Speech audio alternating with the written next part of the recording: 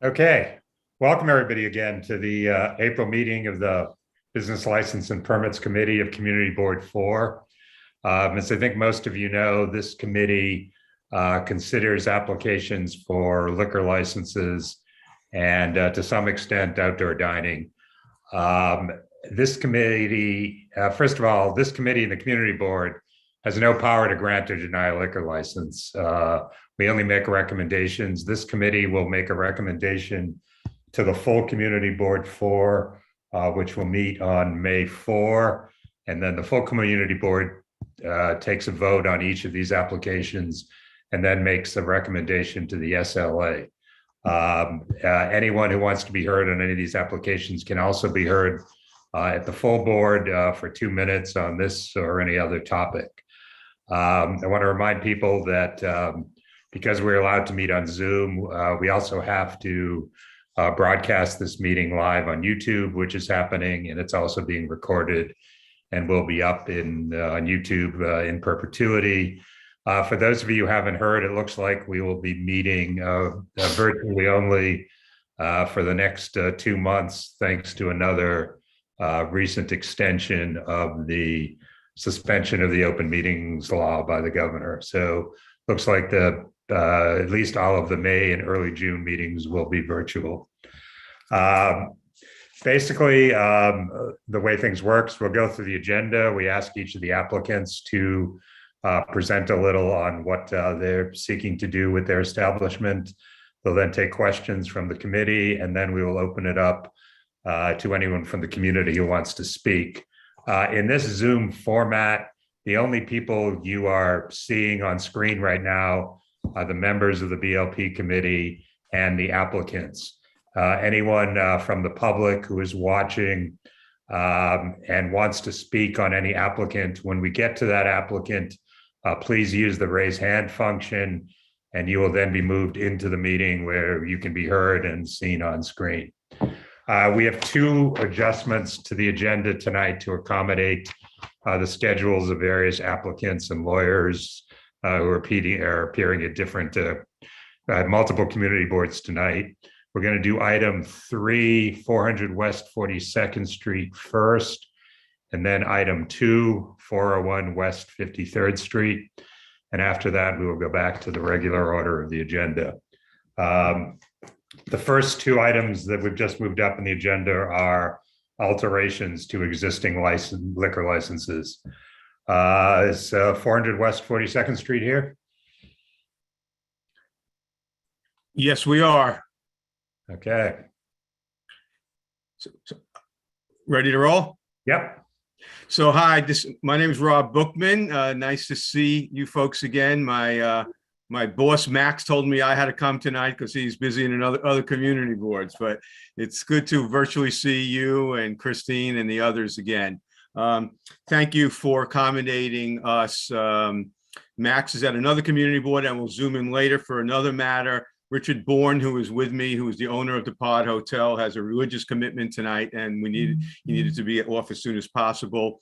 Also calling in are the owners and operators of Serafina. They, I believe, are on as well.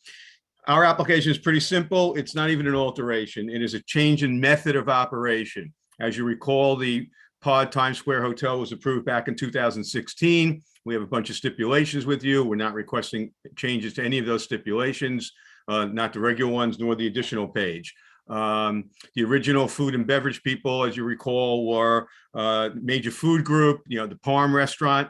They didn't really make it out of COVID at this location. So Mr. Bourne, who you know well, prominent hotel operator in your district, as well as throughout the city. I believe he has over 20 licenses. He brought in the Serafina restaurant group, another very well-known, highly respected restaurant group. They have about 13 licenses themselves in New York City. They are already in there. They are already operating. Our only request is in the indoor portion of the bar lounge area. It's all 2 rooms. One's the restaurant, one's the bar lounge. That's from the beginning. They want to be able to add occasional live music, jazz, piano player, singer, no rock bands. And they would like to have a DJ to be able to play music to the crowd, as well, rather than just tapes. That's it. So no other changes. All the stipulations will remain the same. We understand that in communication that since this is a hotel with a 4 a.m. license, that you would like to see a cutoff time for the live music and the DJ, and so we could do that at 2 a.m. on Friday and Saturday nights, and 1 a.m. The rest of the week. Other than that, any questions? We're open for discussion. Okay, thanks, Robert.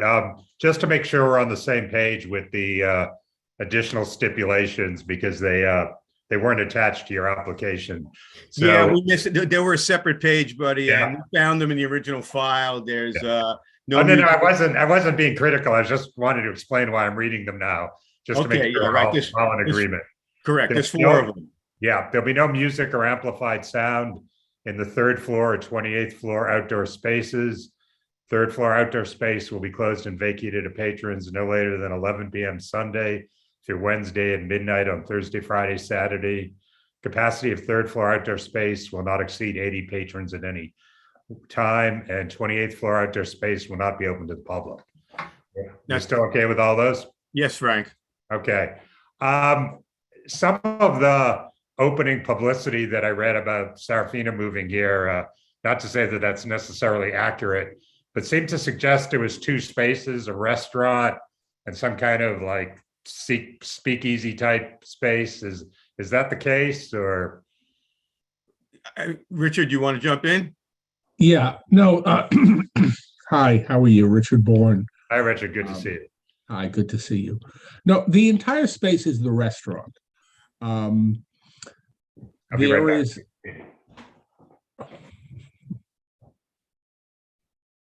I assume I'll hold off until Frank gets back.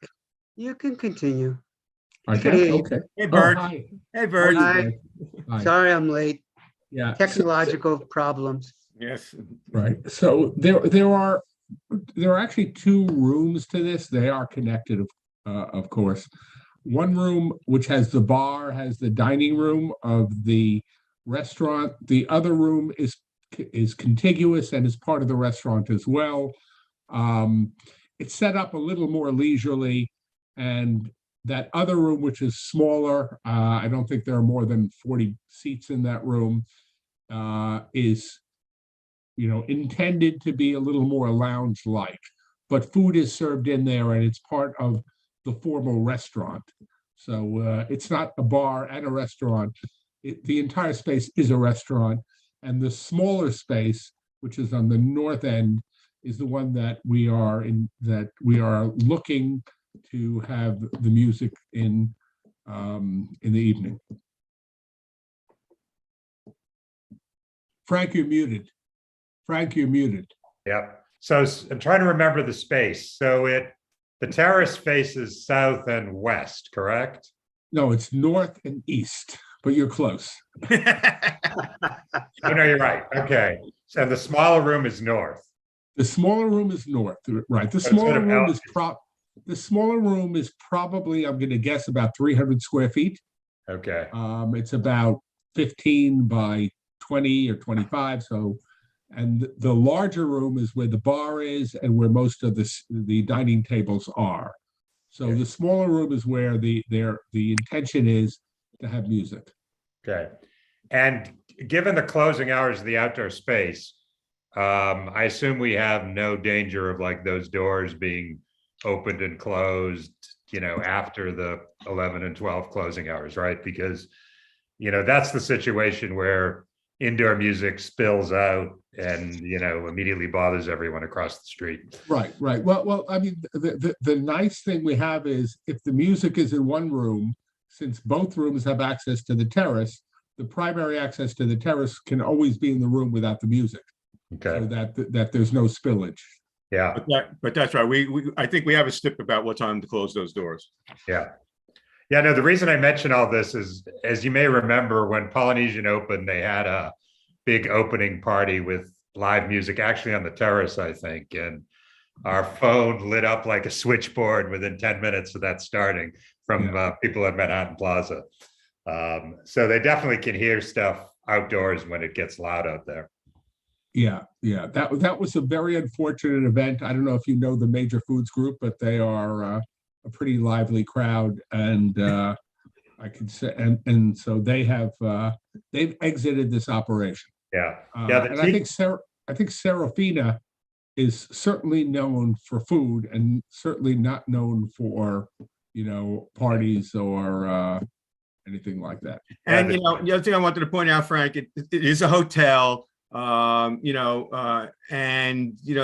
there's a desire to have something a little more in that restaurant bar area that will keep people who are at the hotel, in that room, and rather than just roaming to other places. So that added that little extra music and the occasional live, no rock bands, we think will be a nice addition to the Serafina and help the hotel and keep guests, in the building. And no tiki torches on 42nd Street sidewalk anymore. That's correct. Right. Mike, we have some. I never thought we had to stipulate about no tiki torches. But Neither did I. Yeah.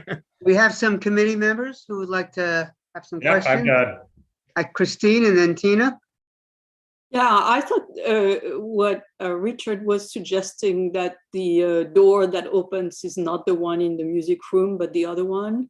I thought that was a very good idea, and maybe we could stipulate that. Okay. Yeah, we could stipulate that the access to the terrace will only be in the area, in the room that does not have music. Yeah, that'd be wonderful. Thank that you. we could do. Okay, thanks. Tina? I noticed that, since you're adding live music and DJ, you say on your application on page 5 that you had an acoustical report, but I didn't see it attached. I was curious if there were any suggestions in that acoustical report that related to adding live music or DJ or anything to that. Yeah, I think the one thing that the acoustical report showed was that the first space outside of the food and beverage to hear any music is the 4th, 5th, 6th, and 7th floor of our hotel. If anything, we are more protective of our hotel than we are encouraging our food and beverage operation to have the music. So, and our agreement with our manager specifies that they have to maintain the quiet enjoyment of our space. So I don't think there's anybody in this community who is more interested and concerned that no interference, no music, no disturbance emanates outside this space than we are. And so that's why it's easy for me to say, we will keep the doors closed. We will only allow access as suggested by Christine in the other room. We're running a hotel here, and it's a large hotel, as you know. There are 665 rooms in this hotel, and our primary source of business is renting hotel rooms, not playing music downstairs. So even though we are hoping to do this as an amenity to our guests and for the enjoyment of our guests, we are seriously protective of our of everybody who wants to sleep in this hotel. Okay. Any other committee members want to have a comment, question? No? Nellie, do we have anybody from the community? There's no one with a raised hand. Okay. All right. I was expecting Bert or Frank or Christine to say that I haven't really aged since you've seen me last, but I'm really kind of, No, I thought you were Max. There you go. That's all.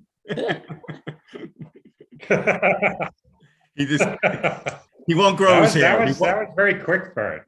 That was very quick. Very quick. Thank you, Although guys. I will weigh in that I am a little disappointed because So, again, what were the proposed, Wait, Richard, who's in the middle of something, Frank? no, I was only going to say I'm a bit disappointed because Rob called me up to prepare me for this meeting, and we had so few questions that I feel that we wasted our time in preparation. We just should have come unprepared. Don't push it. Don't push your luck. hours were you suggesting to cut off the live music and DJ? Was it 1 and 2? 2 a.m. on weekends, 1 a.m. the other nights. So 2 a.m. Thursday to Saturday? Correct. Okay. Given that we haven't had any, we don't have anybody from the community concerned about that, I guess I'm okay with that. I don't know if anyone on the committee has concerns. Oh, I think that's good. Okay. Well, then maybe we're ready to hear a motion. I'd like to make a motion that we approve forward. And we have the other stipulation about the door, right? Yes, that's Yeah, correct. so we're going to have the 4 stipulations from last time that I read before and 2 new ones. Right. Access to third floor terrace will be only through a room that does not have indoor music. No later than Wednesday and 2 a.m. Thursday to Saturday. Great. This is the resolution you're making, right, Rob? Yes. And I we got- Second the motion. Second. okay, all those in favor? Aye. Opposed? Present not eligible? Abstaining? Okay, I think it passes. Thank you so much. Max will Thanks, see you guys. later. Max will see you later tonight. Oh, Max, Rob? Oh, we're Max? getting Max too. It's a, You're getting Max later on the on that Postal Museum. He knows that case better than I do. He's the younger version. He's the younger, smarter, better looking version, right? Take Okay, care. good seeing you Okay, guys. thank you all. thank you, Richard. Just want to make Thank sure, you, Melanie, Christine. you got my abstaining, right? Yes, I did. Thank you. Okay. Are we going next to Omakase? Yes, we're going to Omakase They 501. have, yeah, they have some time constraints as well. Yeah, I'm here. Hi, everyone. My name is Andrew. I'm the owner of the Ikebana Den. We are a contemporary omakase restaurant located at the intersection 9th Avenue and the 53rd Street. We locate at the street between 9th Avenue and the 10th Avenue. We have opened a little bit over 2 years since the pandemic, so we have suffered a lot. However, we are still hanging there. So I want to make a proposal for a change of the method of operation to extend our open time from 11 p.m. to 4 a.m. The main reason for that extension of the operation time because we want to do a private event after the normal dinner time because we want to host some whiskey tasting event in our restaurant. Yeah, that's my statement. I'm happy to answer any question you have. Anybody on the committee? Frank? Yeah, before we get to the main issue, I want to ask you about your capacity numbers.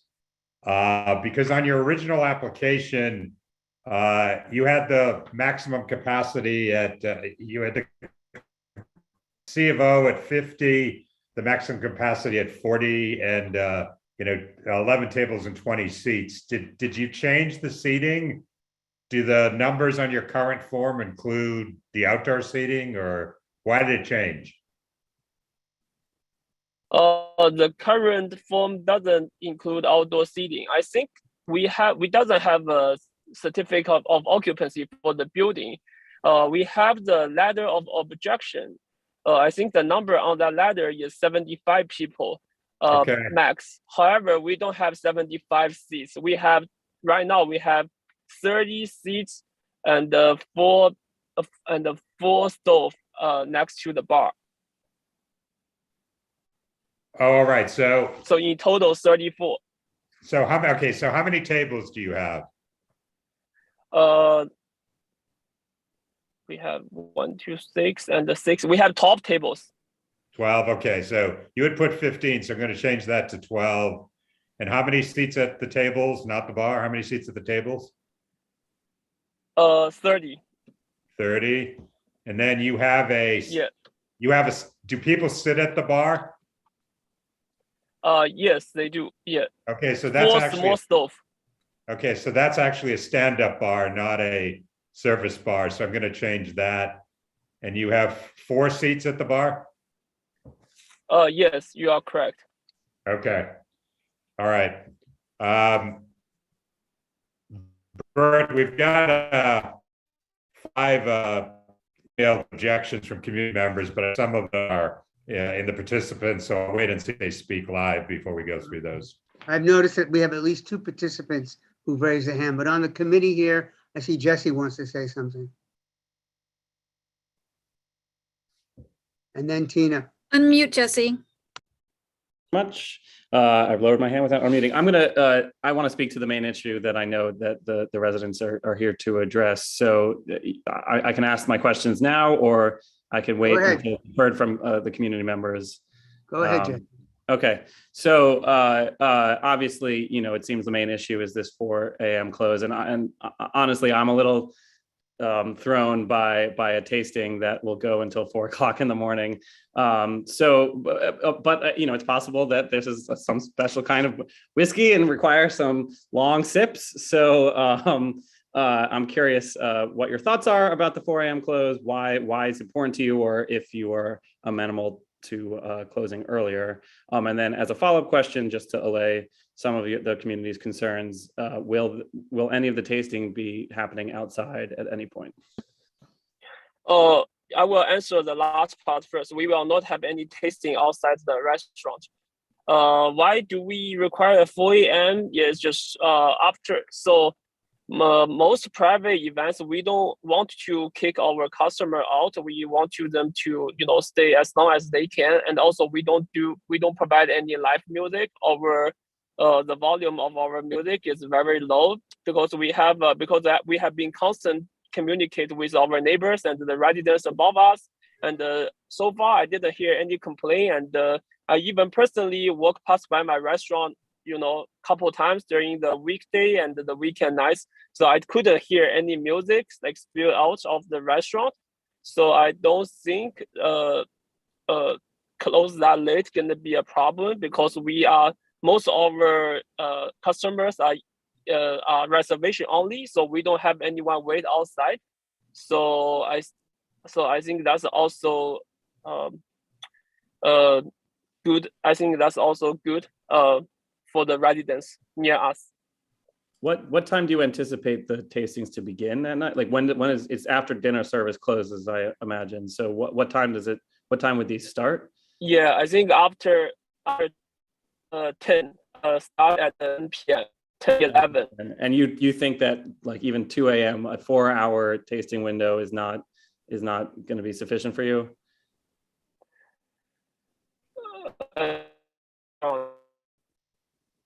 Columbia. So you're breaking up. Can you repeat? Breaking up, actually. Oh, okay. Can you hear me now? Yes. Okay, yeah. Right now, I'm a full-time MBA student at the Columbia Business School. So I have lots of MBA come to my restaurant for the private event purpose. So that's why they always like to stay a little late than normal customers. That's why I want to have a 4 a.m. Closing, just in case they don't want to leave around 2. But most of the time, 2 a.m. works for the event purpose. I just want to be a little cautious about the closing time. So 4 a.m. is safer for my restaurant. That's just my logic. Based on that answer and based on how this meeting is going to go, you're going to end up stipulating to the 2 a.m. But we'll see. Jesse, let's not jump ahead. Let this go ahead. Thank you very much. Because we have at least 1, 2, 3, 4 more committee members and 5 participants have raised their hands. So let's go with the committee first. I have Tina, Ted, Christine, and Twee. Okay, following up on Jesse's, though quickly, I'm uncomfortable with that closing time, but my 2 questions do not relate to that. They relate to your application. One question is on page 4, where it says, will the applicant provide the owner's cell phone to neighbors and respond to complaints? And I believe you said no to that. So I'd like to ask you to, again, to provide your cell phone number for any complaints. And the second question is on page 6, where you say no to, applicant says they won't vacate the outdoor space by 11 p.m. Friday and Saturday and 10 p.m. on other days. So on that, I'm also asking you to rethink that response. Oh, okay. Yeah, I can answer my cell phone. Yeah, what's the second question again? Can you repeat the time for the outdoor operation? Sure. On page 6, it asks you to vacate the outdoor space by 11 p.m. on Friday and Saturdays and 10 p.m. all other days. And from what I can't pull it up while I'm speaking, but you said no on that one. So I'm asking you to change your answer on that one. Oh, okay. I don't recall I put a no for that question. It's 7 o'clock. I will go back to take a. I'm sorry, you were going in and out. I assume you will abide by that, correct? Is that what you said? Yeah. I will change that. For the outdoor operation. Yes. Yeah. Okay. 10 o'clock during the week and 11 o'clock on Friday and Saturdays. Okay, thanks for that question, Tina. Ted. Hi, guys. Just for the sake of accuracy, I believe that it's 74 capacity is the maximum for a letter of no objection with one door. And the other thing I wanted to bring up is there's no security that you're going to have there. And, as we know, when people get drunk as they're leaving, they're going to get louder. If there's a fight, how are you going to handle that situation? And what are you going to do to maintain the sidewalk, be quiet at those hours if you don't have security? We don't oversell.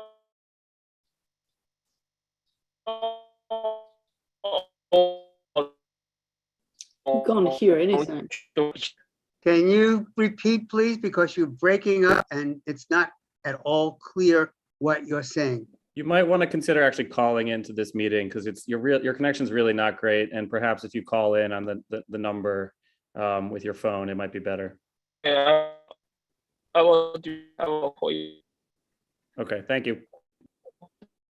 Good suggestion, Jesse.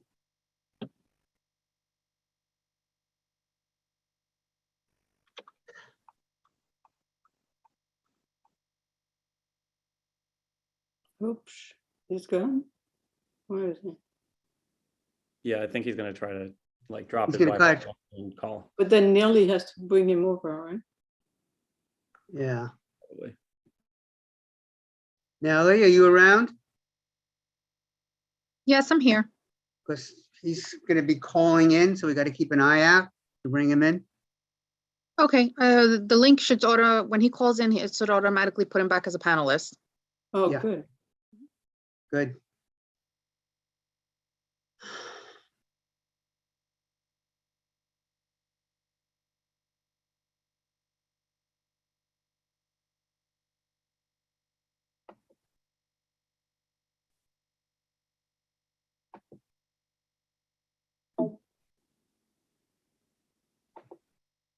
Hi. Can you hear me? Yes. Yes. Good. Oh, okay. Yeah. I heard that question. So we will make sure the customers they are not drunk leaving our restaurant. Because we are not like a dive bar. So we will just give them enough whiskey for them to taste, but they will not over drink. And so when they leave, they are still sober, and they will not interrupt the neighbors rest, sleep at night. Well, my question is more like if somebody does get drunk and they happen to be drunk before and they're not overserved, but they're intoxicated, what's your plan to keep them quiet on the sidewalk? We will help them to call the Uber, and they will not until like they got picked up by the Uber or Lyft, they will not leave the restaurant. I think that will help a lot to address your concern, so they don't spend time out on the street.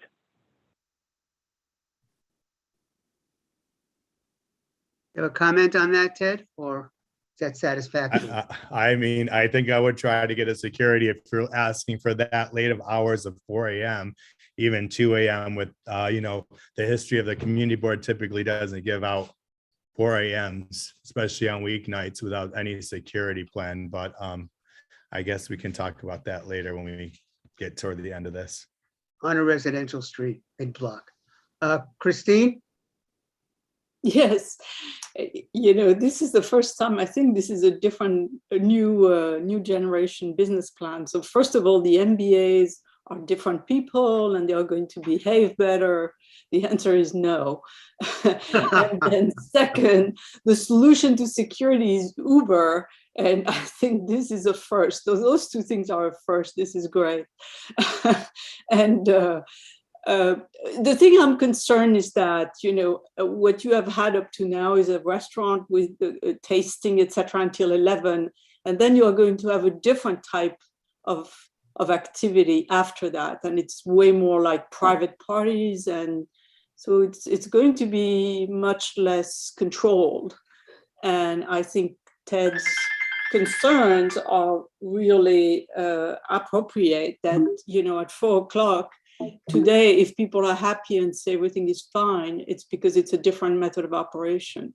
And so migrating to a new method of operation after 11 to 4 o'clock, yeah, it's going to be loud when people get out, MBA or not, So I think I'm very concerned and about the 4 o'clock and how this operation at the exit time.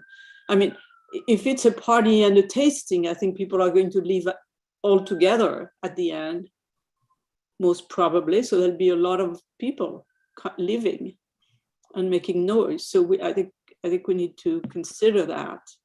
Right. And Christine, just to remind you and tell the new people on the committee, the prior operator here, which was a restaurant called Gloria, also had it was strictly a restaurant and only had a license that went till 11 o'clock.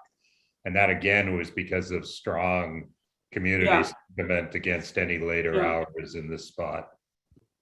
So, I mean, yeah, I'm like others, very concerned about not only the 4 o'clock, but the method of operation, even if it was at 2, when they get out, what happens? Yeah, okay. Tweet? Yes, I wanted to add to what Christine said, because it just seemed as though because he's an MBA at Columbia, he wants to allow for this extended hours or have the collegial / MBA camaraderie that he has. So it's not clear whether once he graduates that goes away, or he's setting a precedent for all incoming MBAs after that. It's regardless of that, I do appreciate Christine's point of not necessarily being non-rowdy people. That was my one comment. And my question had to go to the application. Maybe someone can help me with this. Page 17 and 18, they have all these 19, they have all these swirly designs. It's really confusing and very dizzying for me. I don't understand how they're circling these tables, and are they supposed to be like mesh borders to seem private but not really? This is the decoration on our ceiling. The metal mesh that's hang on the ceiling. That's not a table. What does that mean? I don't know. That's a decoration. You will on the ceiling. It's not table or chairs. Right, but are these supposed to separate tables and chairs, because they seem to overlap on tables, through tables? No. They don't. Are they ceiling decorations? Tables or chairs. Yeah. Ceiling decoration. Yeah. And it's only on the ceiling. Only on the ceiling. You are right. It doesn't drop down like between tables or anything like that. It's Okay. flat on the ceiling. Okay. I mean, and then how does the first three swirly lines on page 17, 18, and 19, how does that compare to like the little C designs that you have on page 20? I don't understand it.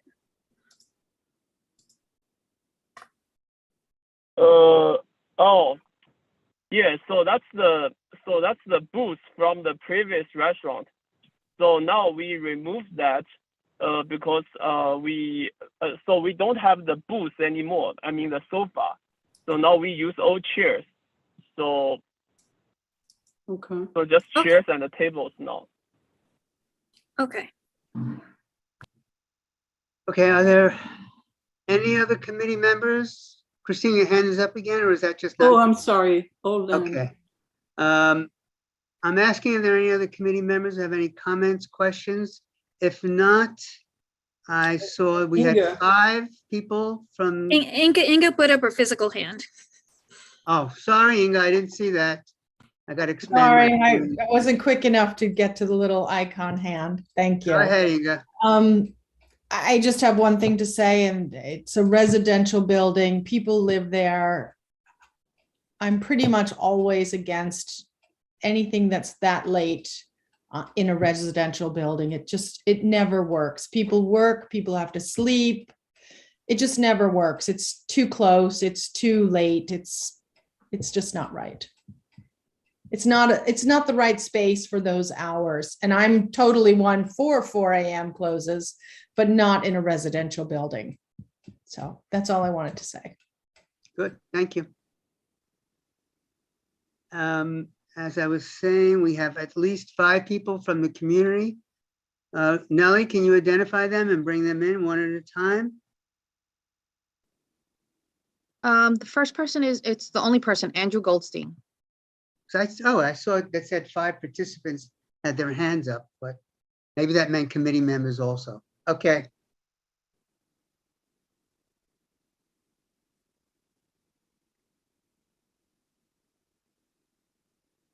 Can you hear me? We could hear you. Hello? Okay, great.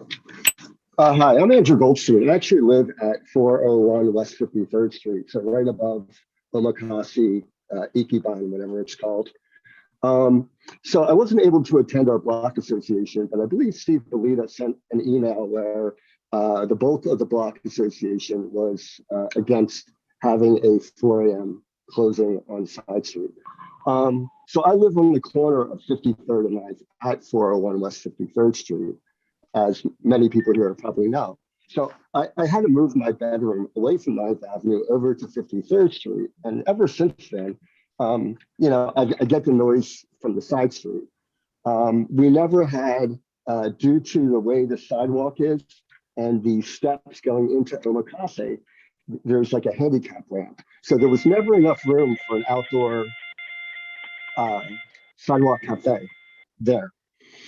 Basically, they opened up in March of 2020 when the pandemic actually started. So we haven't actually seen the operation operate in a non-pandemic time, right?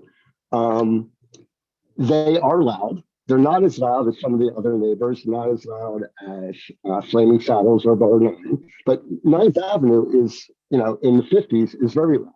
And so to have another restaurant with a with a 2 a.m. or a 4 a.m. closing on a side street, right? That's not that far away from 9th Avenue. It really is making the quality of life a lot worse than, you know, we've already struggled with, right? We all go, many people go to work early in the morning. And, you know, I think to Christine's point, when people leave a restaurant after you pay for whiskey for several hours, you know, you're going to be a little bit inebriated, even if you eat food, right? So I'd like to mention that. I just have a couple more points and I'll be done. It sounded like the gentleman wanted to open up a private club for his friends rather than having kind of a whiskey tasting thing. I would suggest that perhaps if he wants to have a private event, then he shouldn't take reservations that night and then, you know, make the money off the private event. I just think it's a really bad precedent. We'll have a 4 a.m. there forever. I've lived in this apartment for 30 years. The last thing I really just wanted to point out is that their outdoor shed is quite big. It's probably bigger than the actual size of their restaurant. And like when they built it early in the morning on the weekends. So they hammered, they sawed, and everything. They also put music out there. And is it loud? Yeah, it's loud. Is it as loud as Bar 9 and some of the other places on 9th Avenue? No, but you can hear it in your apartment. And basically, when they opened up or came before the BLP 2 years ago, they wanted a quiet little place that served an upscale dinner. And now they want to basically kind of have, it says whiskey tasting, but if you taste, 10 whiskeys, it adds up. I'm against it. I think you folks have the letter from the Block Association and Steve Belita, and I think it sets a really bad precedent, and it makes like a really challenging place to live even that much more challenging by putting, a bar on a side street that, will have people walking on the sidewalk until 4 a.m. The last point I really just want to make is that the pizza restaurant next to Omakase also has an outdoor cafe on 53rd Street. And the Omakase and the pizza one are right next to each other. There's very little room between the two. So basically, late at night, if there was somebody coming, getting mugged, there's nowhere for anyone to run. Basically, the only place to run is, into some garbage cans. So I think there's a safety issue here with the outdoor buildings that need to be stipulated, but also the 4 a.m., it's out of control, right? We don't need it. And I'd like to see, before we even give them a 2 a.m., I'd like to see a longer track record in a non-pandemic era of their operation. Thank you very much. Now that we have nobody else out there? Yeah, I think Leslie Yes, Williams had raised his hand. Oh. Yeah. Yes, Leslie Williams.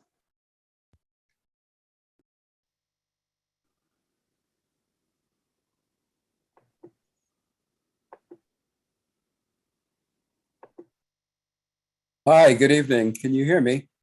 Yep. Great. I certainly agree with the prior speaker. I think it's a bad situation when you would approve the hours closing at 4 o'clock. It's disruptive for the neighborhood. It's disruptive of the quiet enjoyment of our lives in the neighborhood.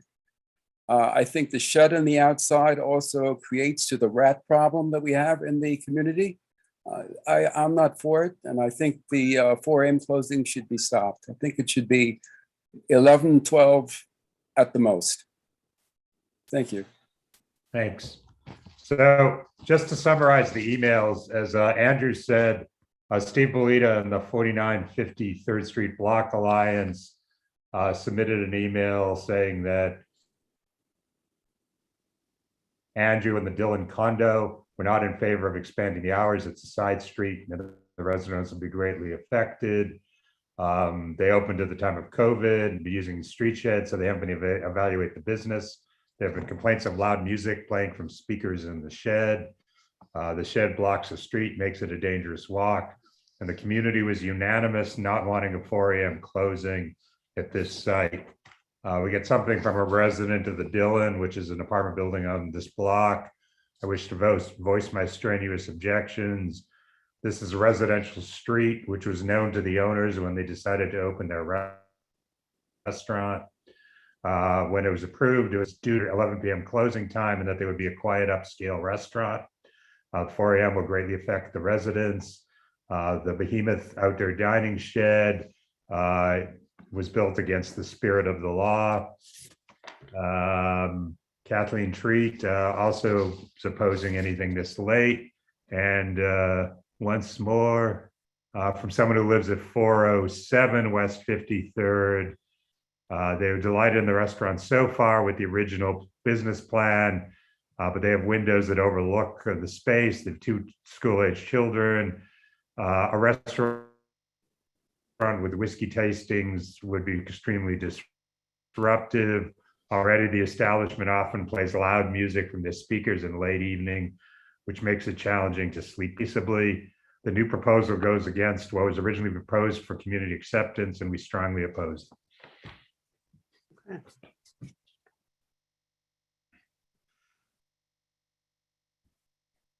Back to you. I think the key question for me, for the applicant, is given everything we've heard from the committee members and then also from the community around the 4 a.m. close. I'm just curious from the applicant, what really is the where can you have some give for your hours? Because I think it's clear that the 4 a.m. just is, no one's in favor of it. So would love to hear from the applicant around what hours he may propose instead of 4 a.m. On what day of the week, right? Correct. Yeah. Can I propose Sunday to Thursday, 12 a.m. and Friday, Saturday, 2 a.m. closing time?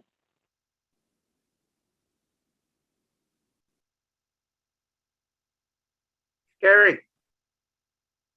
I don't know how I have no feelings about that, those hours. I would love, I think that, I don't know where 2 came from. I think that one of the letters mentioned potentially 2, but it sounded like everybody else was, opposed to anything after 11 p.m. I just want to make sure we don't forget to ask about the speakers outside and the music that everybody's complaining about, because as far as I let's talk about understand, that first. Yeah, that's let's talk about not first. allowed. Yeah. So, do you have speakers outside? No, we don't. We didn't even open outdoor for 2 weeks now because of the weather, and we don't even have we don't use a very loud speaker before. We only use a very small one. I don't think the music can spill to the street.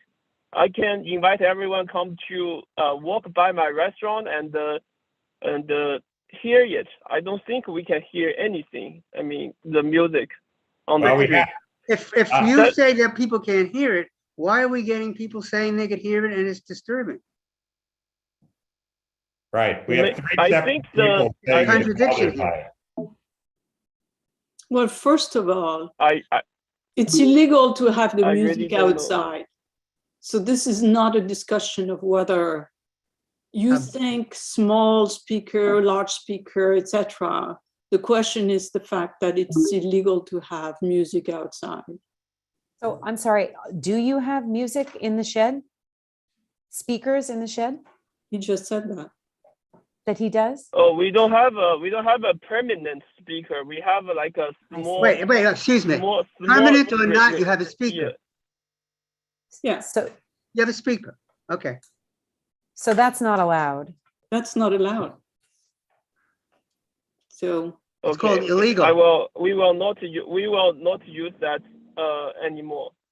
Yeah, you have to remove them and put them inside. Yeah.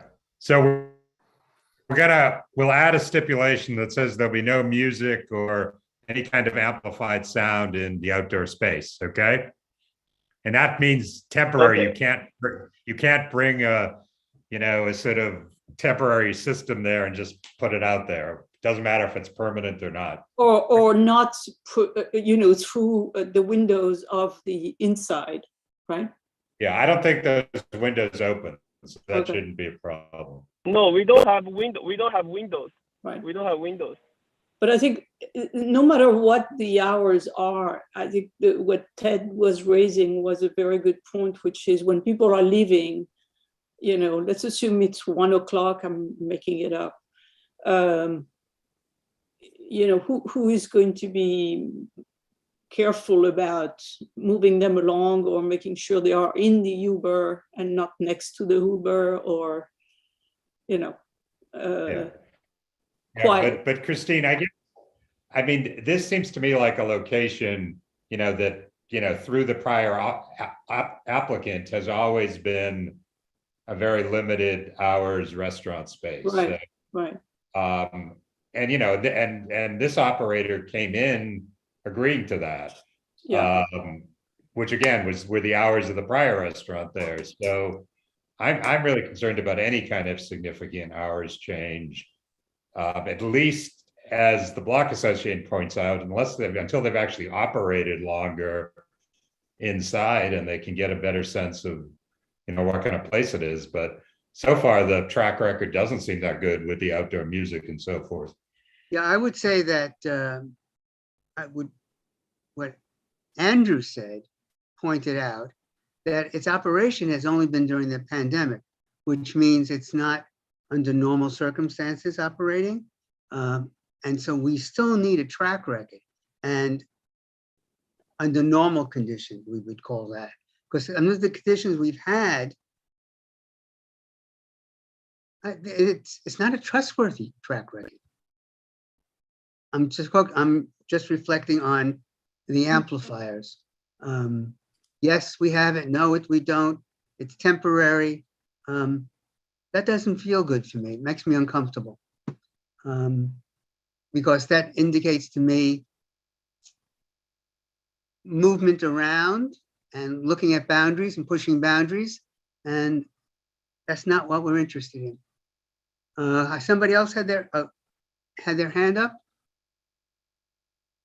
Is that from the community, Nellie? Tim Jack? Yes.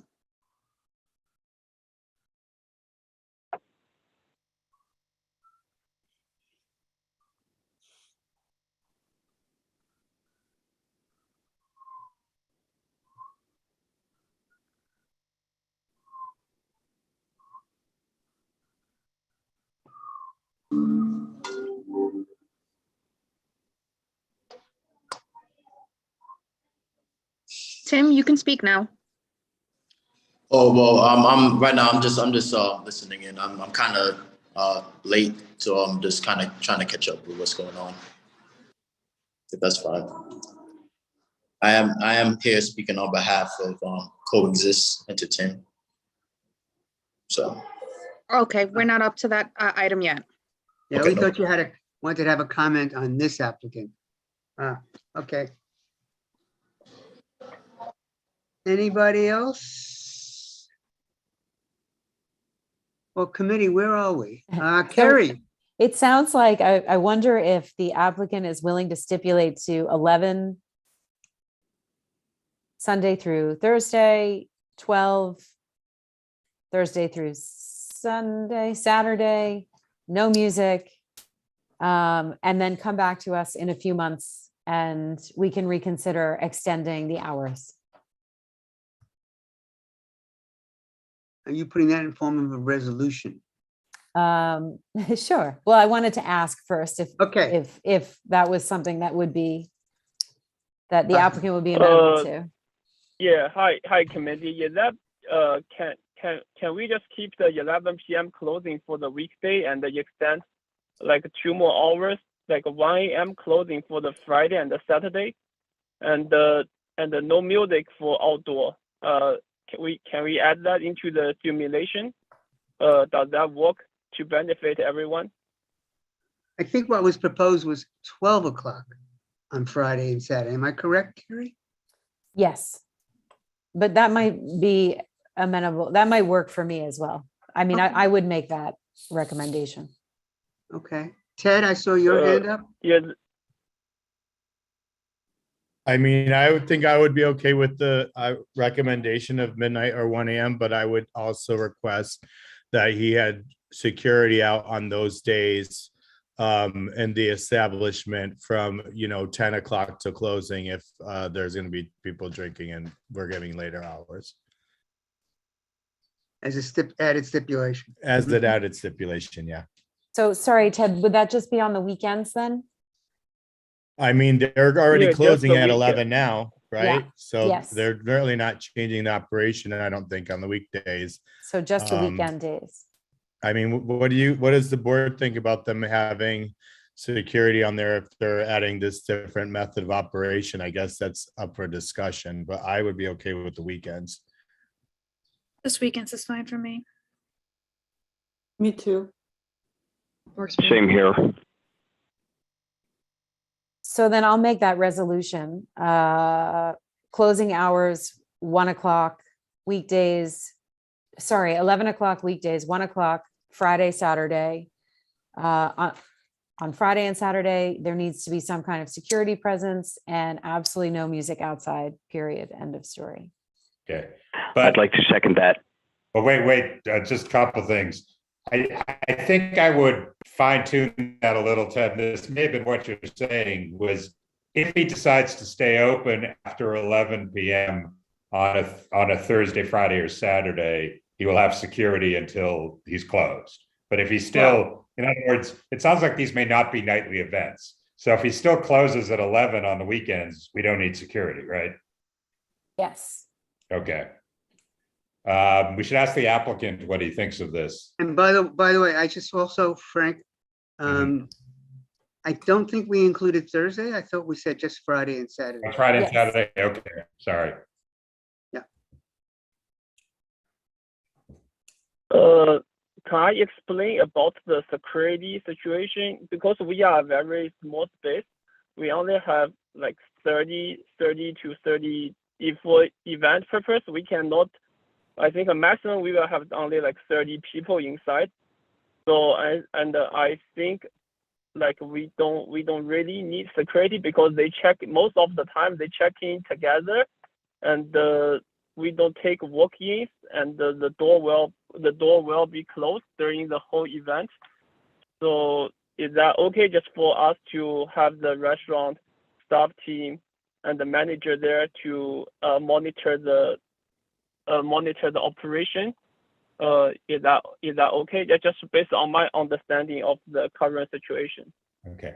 I guess my view is, and this is just mine, if you want to be open later than midnight on this side street, I think, I would want security there. If you would agree till 11 p.m. and midnight, I'd probably be okay with no security.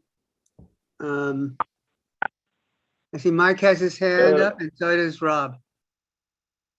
Yeah, I want to agree with Frank on this concept. If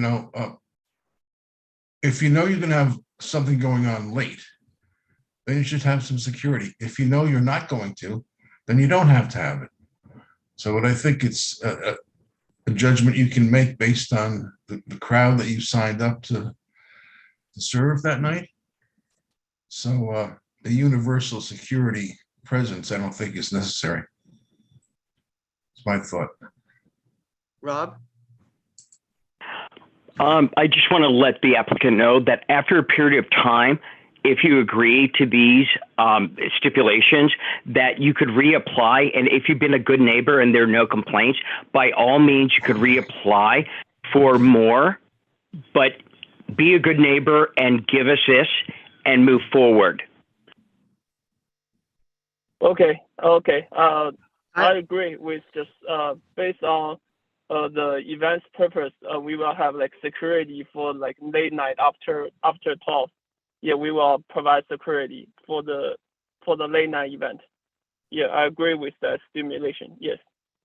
Okay, but just so you're clear, on Sunday to Thursday, you're still closing at 11. Friday and Saturday, you can stay open until 1 a.m. But if you stay open past 11, you have to have security until you're closed, right? Yes. Yeah. And this security is not. And this security is not the security provided by your staff. This is professionally hired and trained security. Yeah, it's a licensed security person. Exactly. They're all licensed, Okay. Yeah. And just to reiterate, you agreed earlier that the outdoor space is going to close at 10 p.m. on weekdays and 11 on Friday and Saturday, right? None of this changes those. Yeah. Okay. No music. And no music. So this is what we have. And also, I think we need to emphasize, if it's not clearly understood, when we say close, not that people are stopped being served at 10, but they're out of there and gone by 10. Yeah. All of these hours are the hours that all your patrons have to be gone. whether it's outdoors at 10 and 11 or indoors at 11 and 1.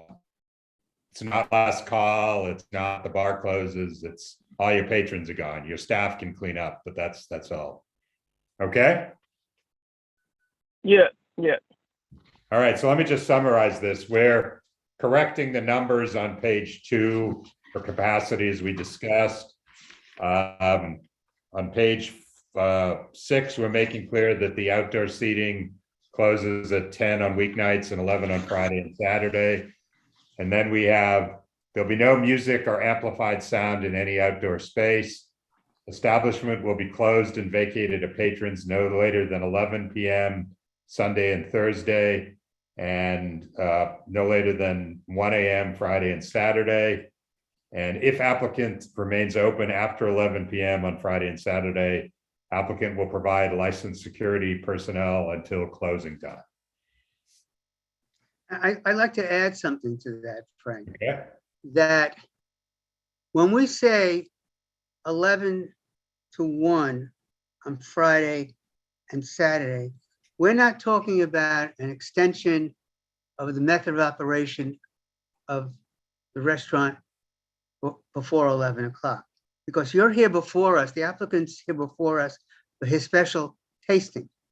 So I'm going under the assumption that we're still talking about this special MBA tasting. Not just a general keeping the restaurant open as it is at 9 o'clock, now keeping it open past 11 to 1. Well, you won't have a way to control that.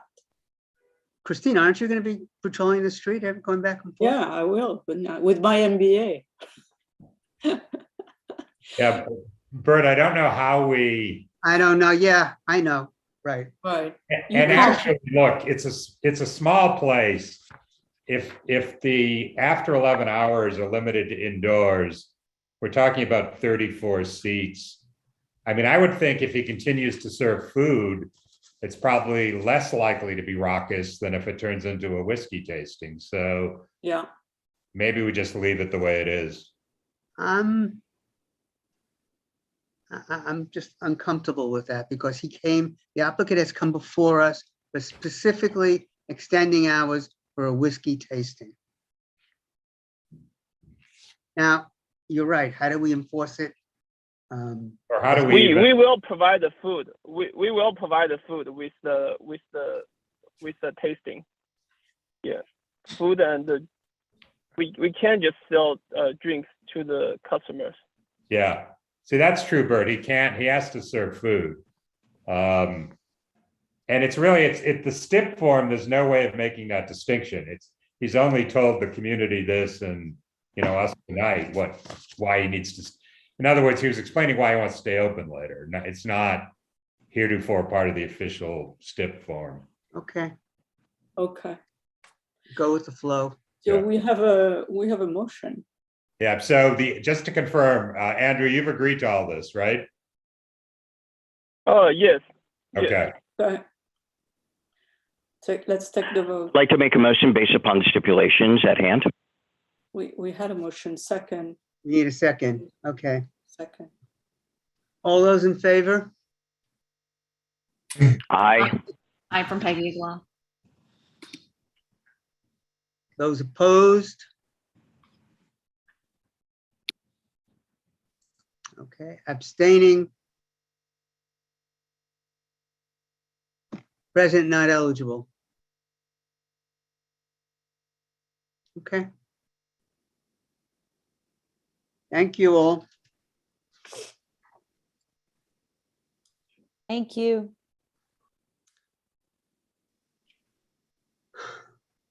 That was not easy. Yeah. So I guess we're back to number one. Number right? 1, 325 West 38th Street, CoExist Gaming Inc.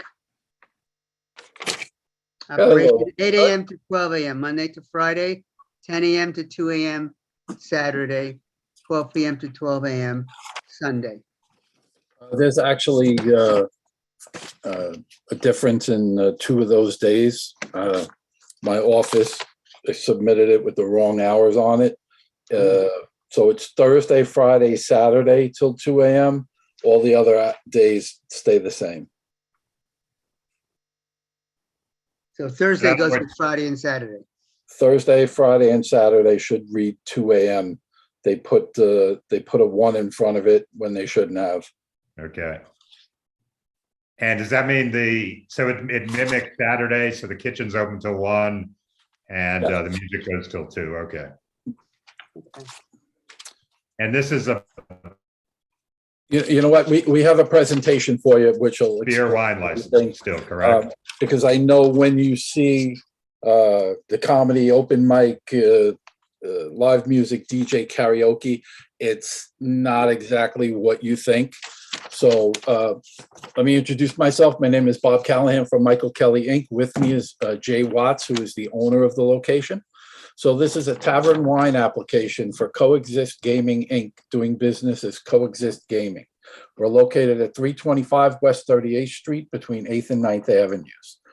CoExist Gaming is a community-centric and subscription-based, although we are open to the public at all times, gaming lifestyle company that provides a 360-degree inclusive ecosystem for culture, connection, and opportunities and entertainment.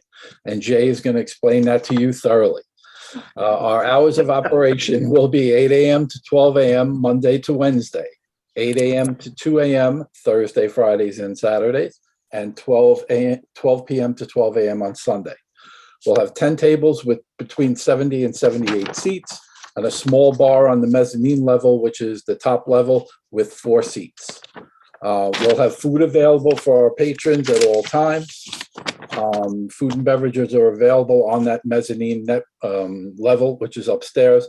And the food and beverage is going to be, as you'll see when Jay does her presentation, it's going to be a small part of this overall experience, but it's just something that we would like to offer the people that are coming in. Jay, you there? I am here. All right, you're on. Hey, Jay, actually, just before you start that, since we were talking about the numbers, yeah. So you said 10 tables and 78 seats? Yeah, Yeah. what happens is it's a gaming lounge as well.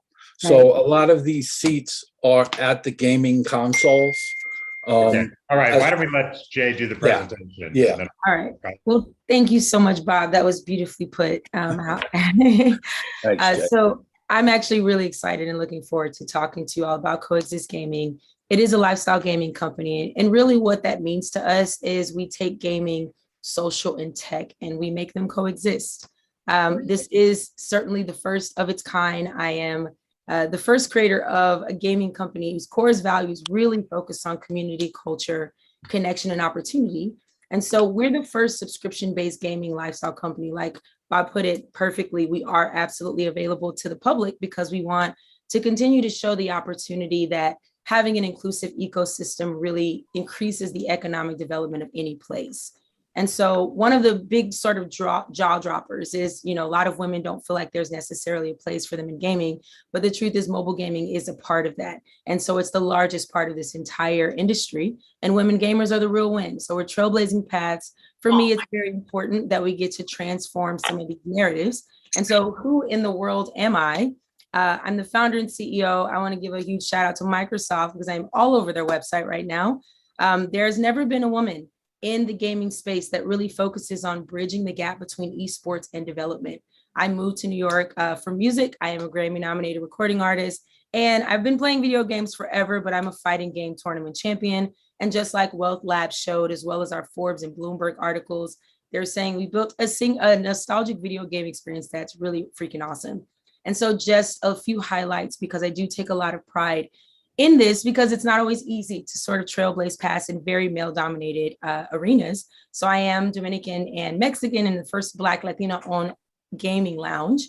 But when I think about CoExist, I am music, gaming, and tech. My degree is in electrical engineering from Stanford. Like I said, I moved here from music. And then, of course, you know, I've been working in food and beverage since I was 12 years old. So if there's anything I know how to do is not only create great food, but also do it with great margins and bearing in mind kind of what's necessary in order to give our members what they need. And so after my deal, just to give you all a little bit of experience of the type of events I've curated in the past. I've done events from tons of Fortune 500, 100 companies. So on a really high level, I am the only minority and the youngest captain that served at Jean George for 2 years. Yes, the 3-star Michelin one that won the James Beard Award. And so you can check us out on Google. Our 5 stars speak for itself. But essentially, CoExist Gaming is an ecosystem that promotes authentic community engagement. We focus on incubating talent, really innovating through tech. And luckily and thankfully, when I created this company, I didn't want it to just be about consumers. I wanted to also bring businesses in. So we are as B2B as we are B2C. And that's because our game house, which is the CoExist Game House, is not only sustainable and scalable. We are moving. New York is the first location that will be hosting our flagship, but we're a premier culture and community hub.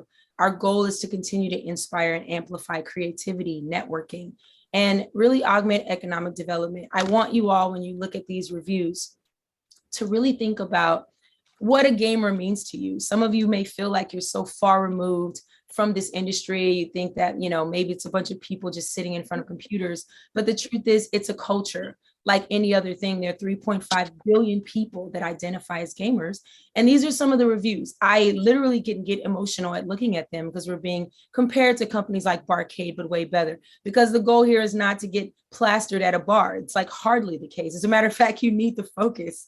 But we have a monthly membership that's worth it. And so we open our doors to the general public because we want them to be exposed to this world. People travel from Texas and all over to go to our Brooklyn location, which was our first space. There was nowhere for gamers to come together and to actually have not optimized networking experiences. We are not all sitting in basements eating Cheetos in our underwear. We are actually people who want to continue to meet and have synergies. And so this is an example of what our weekly events look like. We have sports and chill Sundays, we call them, where it's everything from sports game tournaments, where you can literally just sort of be around people where you share common interest. Our Music Monday, of course, I would be remiss as an artist to not just host our Music Mondays where there is an open mic. It is going to be below, like in the basement level, so noise level is certainly something we consider. But the most exciting part for us is during the day, we do offer co-working. So we've got songwriting workshops, vocal production, audio engineering, music production, and we've placed music in video games. Tuesdays is where we have our tournament Tuesdays. So it is a very lively, it's an exciting event. We're streaming live on Twitch the same way we're streaming this there. If you go to our YouTube, you'll find hundreds of videos that we host. So it means we're bridging the gap between people that are not quite in New York that love what we offer, and we give them a chance to tune in. We have Wellness Wednesdays. And so we've worked with companies from New Balance to WW because the wellness of the gamer matters. Why? Because we're all people. And so from our fitness training, ways to alleviate anxiety, mental health, illness are things we offer, even Spanish class, because some of our members are teachers. And then of course we have Women Wednesdays. Should I ask the question now, or do you want to wait till after the presentation? After. Okay. And so just to give you some visuals of the space, these are renders. We love the space. It's a beautiful storefront. Surrounded by, obviously commercial activity, but on the ground level, we have a beautiful lobby that we're building so that when we have members, they can pass through a turnstile. People that are not members that want to learn more information, we've got a couch to invite them, screens that give them more information. Of course, our food and beverage program. And, really this encourages that kind of social interaction that we as people need. And so it is very casual. It is a supplementary part because the truth is we have a development program where, to show you even more images of the space, our development incubator and accelerator, which we call the DIA, is where we actually build games. And so CoExist looks like where your personal growth and your professional development can coexist. And so our broadcast stream, we have meeting rooms for networking, development and design, areas for podcasts and content creation. We work with some really incredible companies, and that's our partner showcase. We allow them to come in, take over the space and showcase their services and products. And then of course, you can't put music in the game unless you have a place to compose that music. So as a musician myself, I know how imperative it is, how a lot of people don't have opportunities to really dive into music studios sometimes. So we of course make one available. And again, that's on the lower level. And I just really wanted to kind of share with you all one of the events, because we do stuff with people all over the community, but I wanted to show you this little video of something we recently did in February. We We are currently at the CoExist Funhouse.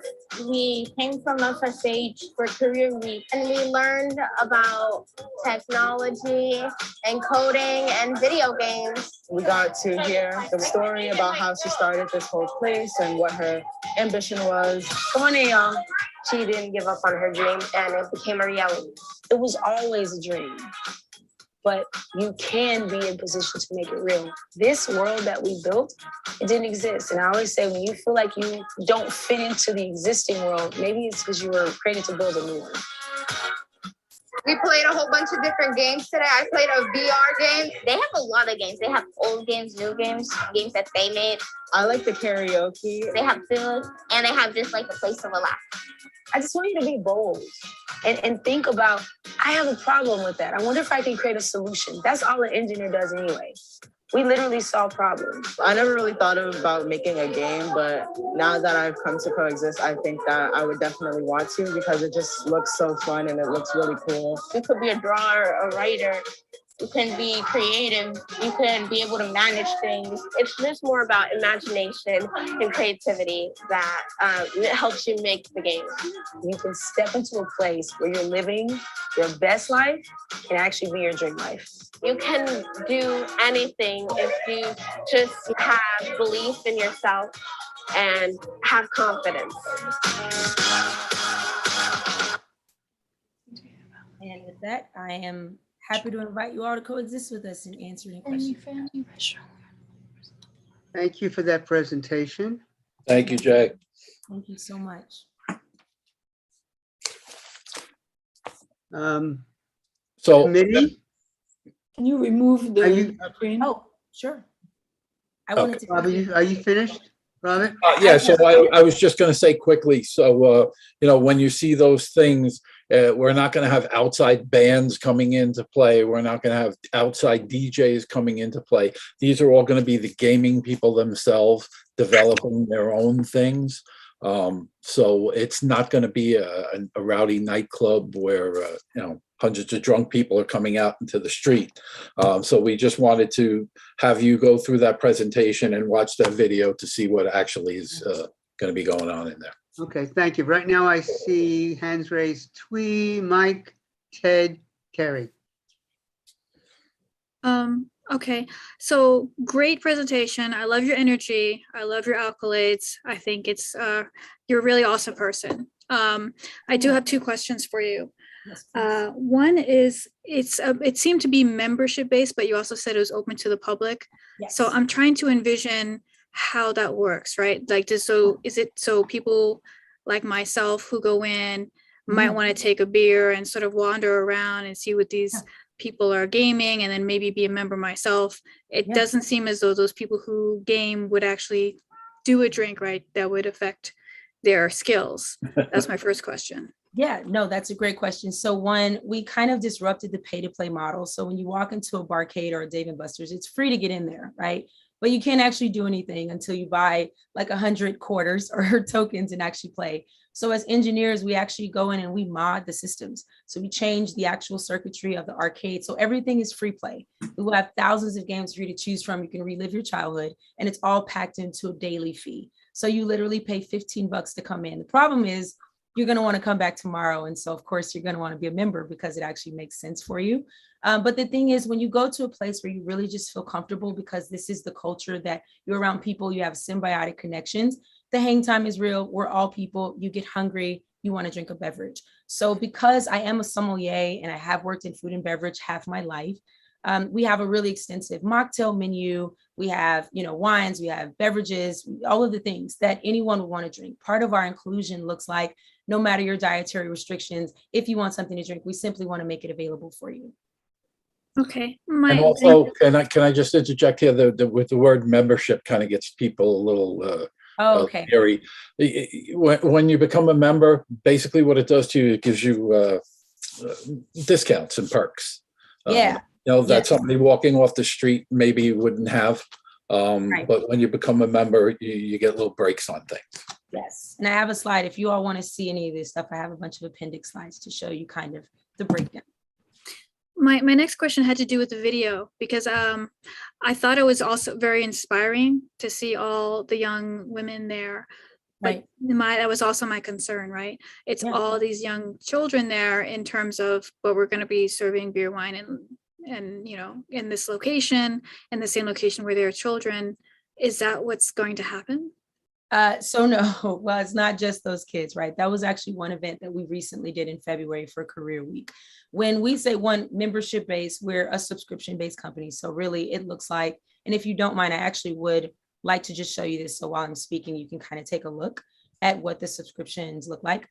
They're just a bunch of benefits. We do have a CoExist Kids program as well. And so every Saturday, as it showed on the calendar, from 10 a.m. actually to 5 p.m., kids get to come over and take over. During the day, we have co-working people coming. And so we simply make these beverages available. We card upon entry. So if you are underneath 18, like under 18 years old, you have to be accompanied with a guardian. If you're under 21, you also get a wristband. So at any point, anyone that's making a purchase of any food or beverage, we actually know if they're under a certain age. But again, kids eat too, and they love our food. And they're also accompanied by someone whose responsibility is to be responsible for them. Does that answer your question? Yes. Okay. For now. Thank you, though. Okay. Really No, appreciate absolutely. it. Of course. Okay, Mike? Yeah, thanks. That was an incredible presentation, and I thank you for the entertainment. We haven't had something like that here ever. Thank you. And your background is something that your CV is something that if one were to say, let's create something that's a total impossibility, well, it's yours. And you've managed to combine every single aspect of your background. Yes. I've just got to commend you. I would be so proud to have a daughter like you, I must say. Wow. And the thing about it, maybe folks don't realize this on the board, but I have an engineering degree as well as a law degree. And the kids in electrical engineering, right, yeah, were the bright ones. Yeah. You all understood physics better than the rest of the engineers. And it takes a bright mind, an incredibly bright mind, to accomplish that, especially at Stanford, by God. I mean, why aren't you working for Elon Musk or something? She's working for herself. Yes. Yeah, I know. This is a great project, and I'm so happy that it's here. How long have you been in business? Thank you. So this is our third year. Thank you so much for those kind words, by the way. Well, no, I really mean it. And listen, putting some beer in the place is not going to bother me whatsoever. Thank you. And I trust you to keep track of who's drinking the beer and wine. Absolutely. I won't let you down. Thank you for that. Everything Mike said. Just a couple questions. I'm sorry that I spaced when the hours were. Yeah. There was something about the hours on the application not being correct. Can you just tell me what those are again? Yeah, I can do that. So it's Monday to Wednesday, 8 a.m. to midnight. Thursday, Friday, Saturday, 8 a.m. to 2 a.m. and Sunday, 12 p.m. to 12 a.m. And can you just describe the building that it's in a little bit? My question's really around soundproofing because it's a commercial building. Okay. Surrounded on both sides by commercial buildings. Then there's an old empty, what looks like an old empty residential building. So it's mainly commercial buildings on the block. There's a main floor where you go in. There's a basement level and a mezzanine level. So any of the stuff that involves noise is all done in the basement level. And the way they have it set up, it's in the rear of the basement level. So the noise should not be a problem. Jay, if there's anything else you can add to that. No, that was expertly put. The music, yes. So sorry. And also on the main entrance, there is a very big lobby, which separates the inside from the outside. So that's another buffer as well. So just to clarify, when you say anything with noise, you mean live music, DJ, karaoke? because the games have noise, correct? I mean, some of them Oh. do, right? Like the old arcade games will be No, really they all loud. do, but it's so minuscule that you could literally, I mean, it's a phone actually plays louder than most of them for sure. Because again, these are emitted on television screens. And so we don't want, the one thing you definitely don't want is like the screens turned all the way up. It's just more distracting than anything. So it's kind of more for a one-on-one perspective for you to just actually hear the sound that's coming out for the game. So like, does it sound a bit like a casino floor? I honestly don't go to casinos, so I don't really know. Me neither. I don't. What about an old arcade? Yeah, it probably sounds like, so old arcades, they don't even have volume levels. It's just not loud because you're so kind of locked in. Right. And we only have a few arcade cabinets, the old school ones. Everything else is pretty much on console and then on computers. So with computers, you're literally wearing headphones anyway, because the last thing you want is a distraction. But the consoles, it's just, you have a neighbor sitting next to you, so you don't really want the sound to kind of infiltrate their territory. So the goal is to kind of keep the decibels just not very loud. It's not anything we'll be playing like music in the space, and that music will be, reasonable level. And so the games are definitely not what you're going to hear above that. Okay, thank you very much. It sounds So great. we have Jesse, Christine, and Rob. I just wanted to thank you so much for the presentation and say that, Jay, we're very excited to have you in the community. And I just wanted to encourage you to make sure that this is not your only contact with the community board or with, active members of our community. I hope you get in touch with our Arts, Culture, and Education Committee and have, work with them to maybe develop outreach to all of our schools in the area. I mean, there's so many things that we could do with your space and beyond, obviously it's a for-profit space, I understand that, but there's really, the more kids you can bring in for either after-school workshops or anything along those lines. I know there's some nonprofits in the area that work with mentally or physically disabled children who are actually right around the corner from you, and maybe you can get in contact with them. I mean, there's just so many other spaces. So I really hope that this is not your one and done with our community board, and that you stay in touch. Thank you. I really hope you take my email or find me on LinkedIn, all the things, because I would actually love to know more about that. That would be amazing. I will absolutely do that. Great. Thank you. Christine, Rob, and Inga. Yes, great presentation, very intriguing. Explain to me what you said. So the capacity here says 235, but really what you plan to have is what, 78 people in the space? All right, Christine, we believe that the C of O, it's an older C of O. There's a couple of storefronts there. We think that the 235 is for the 2 storefronts. So we're just. That's not my question. My question is, how many people are you going to have in the space? Well, I mean, you mean at any given time? Yeah. At the maximum. Well, I mean, if there's a maximum that's allowed legally in the space, I don't see why we certainly would never exceed that. But well, yeah. Well, what I'm trying to say is 235 is a very large number. What'd you say, Bob? We're not going to go up to that 235. Oh, but we have 78 seats, and we can hold maybe 30 more. On top of that. Yeah, for sure. If that. Right. Yeah. I mean, and you have 2 entrances in the establishment. Yes. Yeah. So it would be helpful if you could. I mean, I think your second column there's actually 3 entrances, 3 different means of egress throughout the space. Right. Yeah.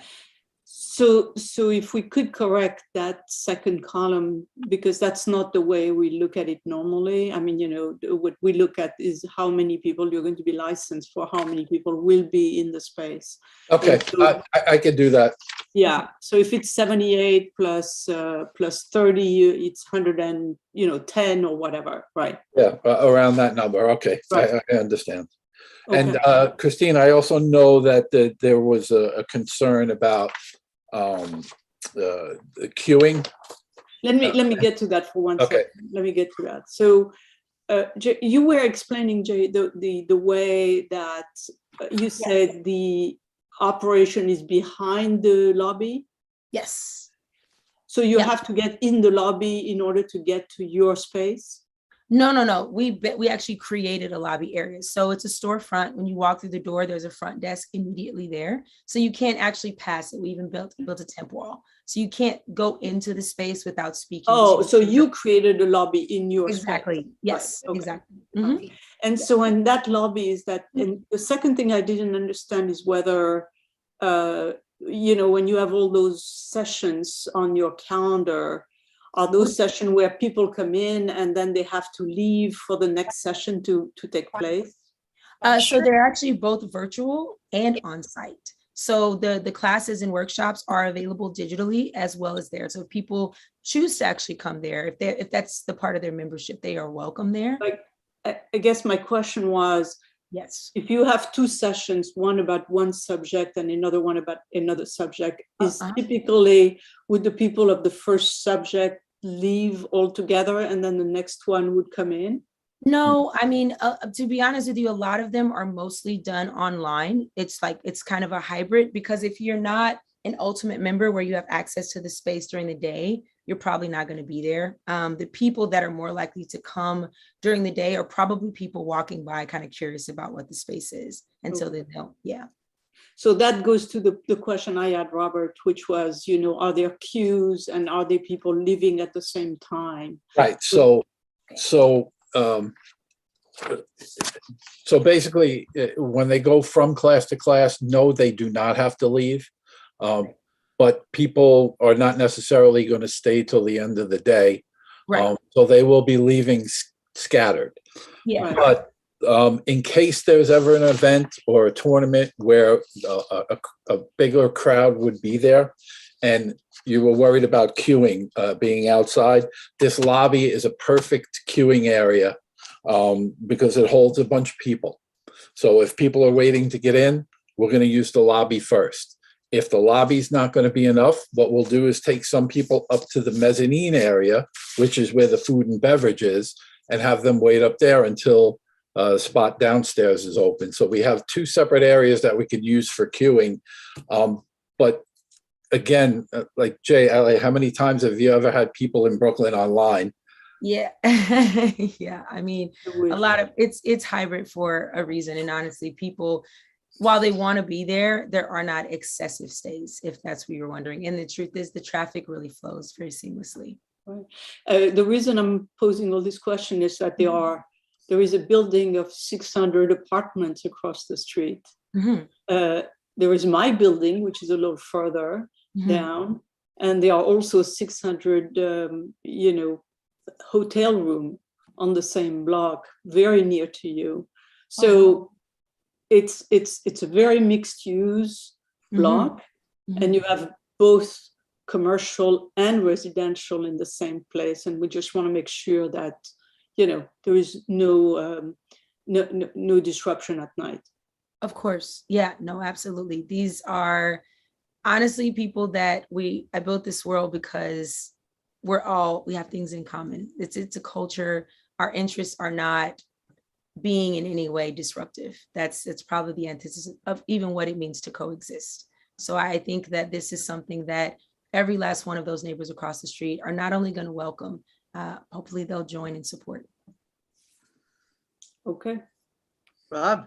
Thank you, Christine. With what you propose has hit some high notes within this committee.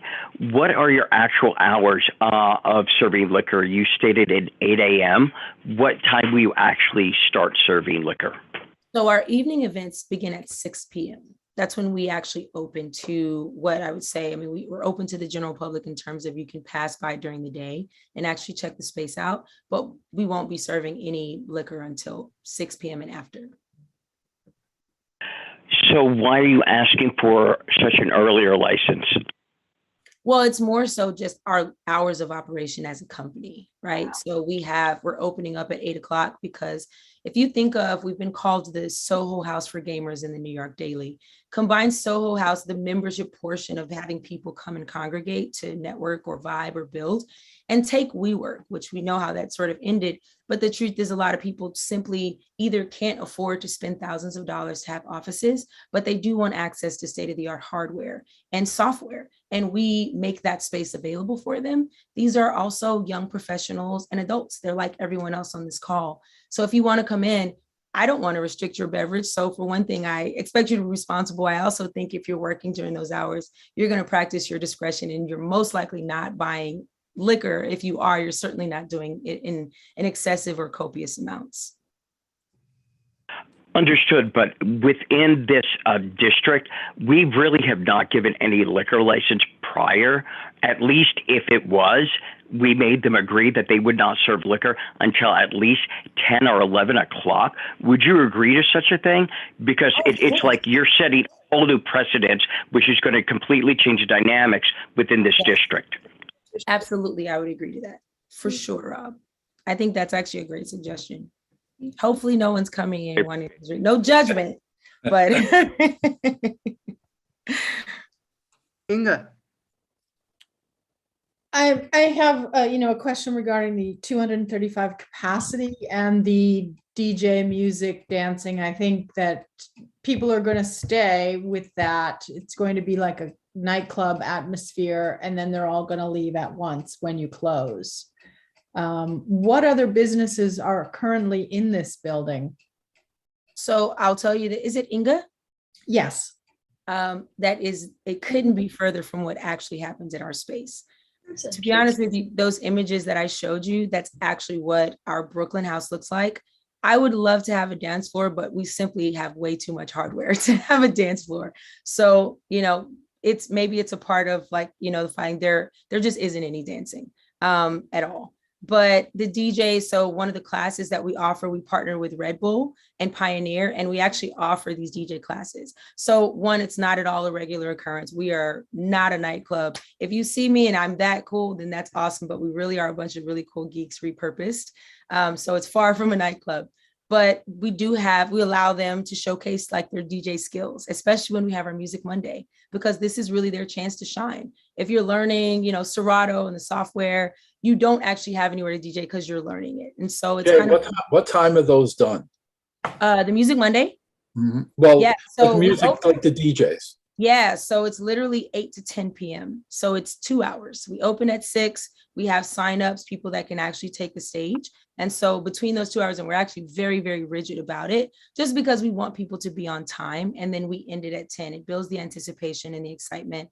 And we get to kind of highlight, one of our members who's also a part of the DJ program as well. And so basically, the other thing to remember is this is a beer and wine license. Right.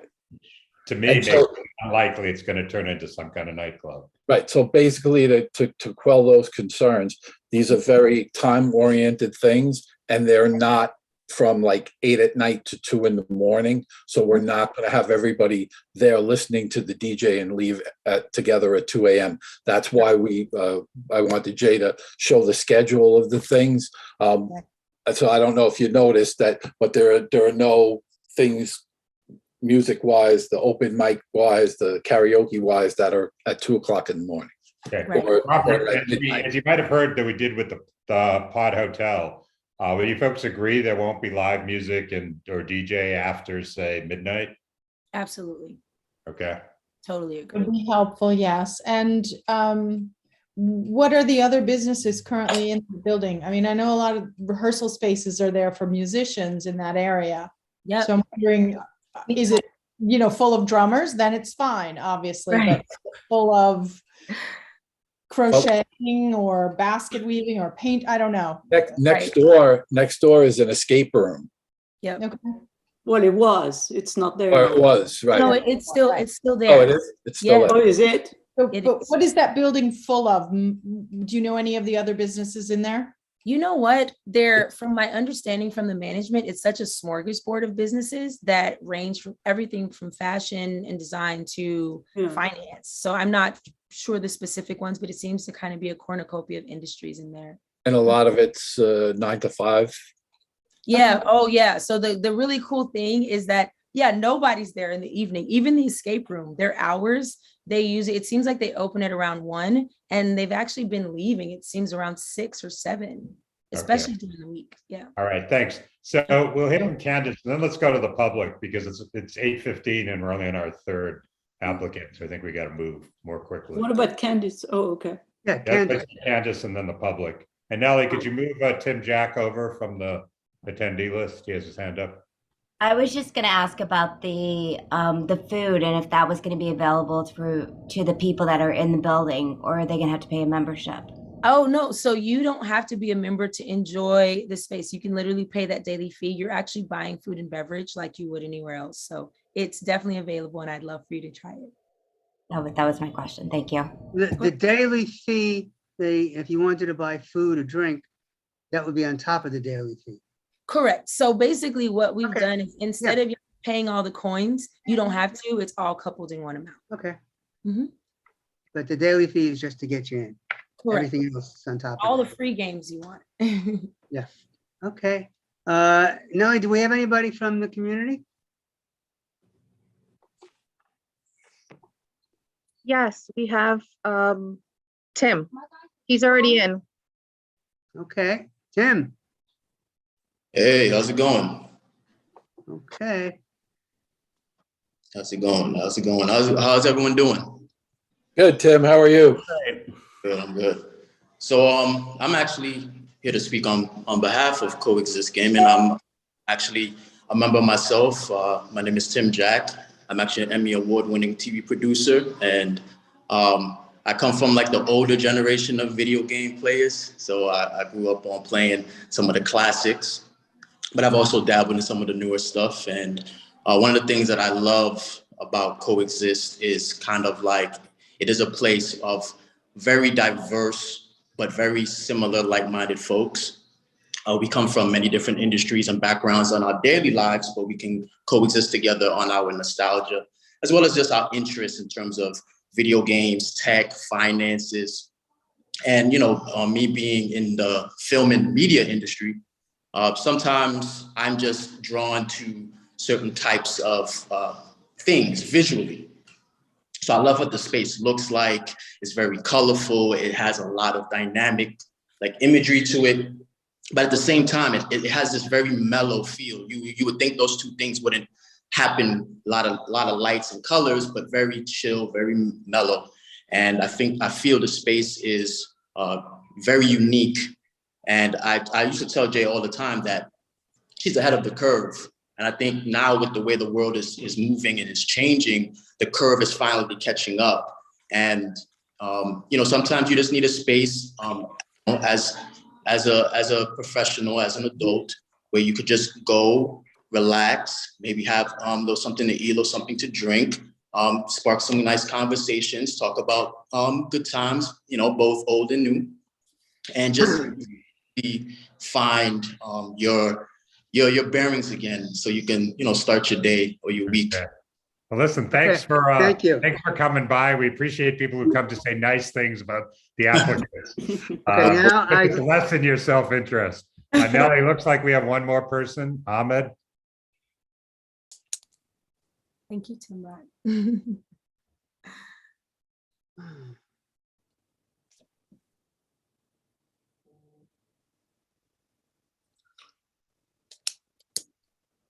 Hey, can everyone hear me? Yes. Hello. How's everyone doing? Same as Tim, I'm also a member of CoExist Gaming. So I just want to speak and just give my hand in. For me, I'm a game developer. So this has been a community for me to actually build my team. So any developers are throughout New York, and we're looking for a safe space so we can actually build a community.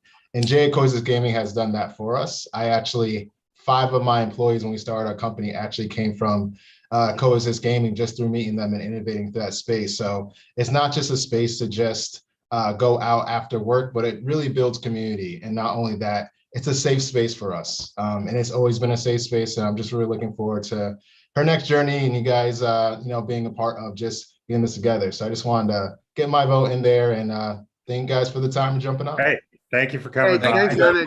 Thank you. And Nellie, we got one more. Christina?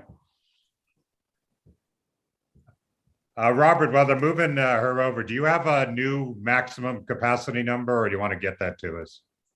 You know what? I'll send it over in the morning. Okay, thanks. Yeah, let me discuss it with Mike, and then we'll come up with a number that we think between employees, a couple of standees, and then the seats. Got it. Okay. And Christina? Christine and Rob, are your hands still up, or is that? No, I'm here. Yeah, so my name's Public member. Hi guys. So yeah, Christina. my name's Christina. I don't know, can you guys hear me all right? I'm Yes, not the we most can. tech savvy.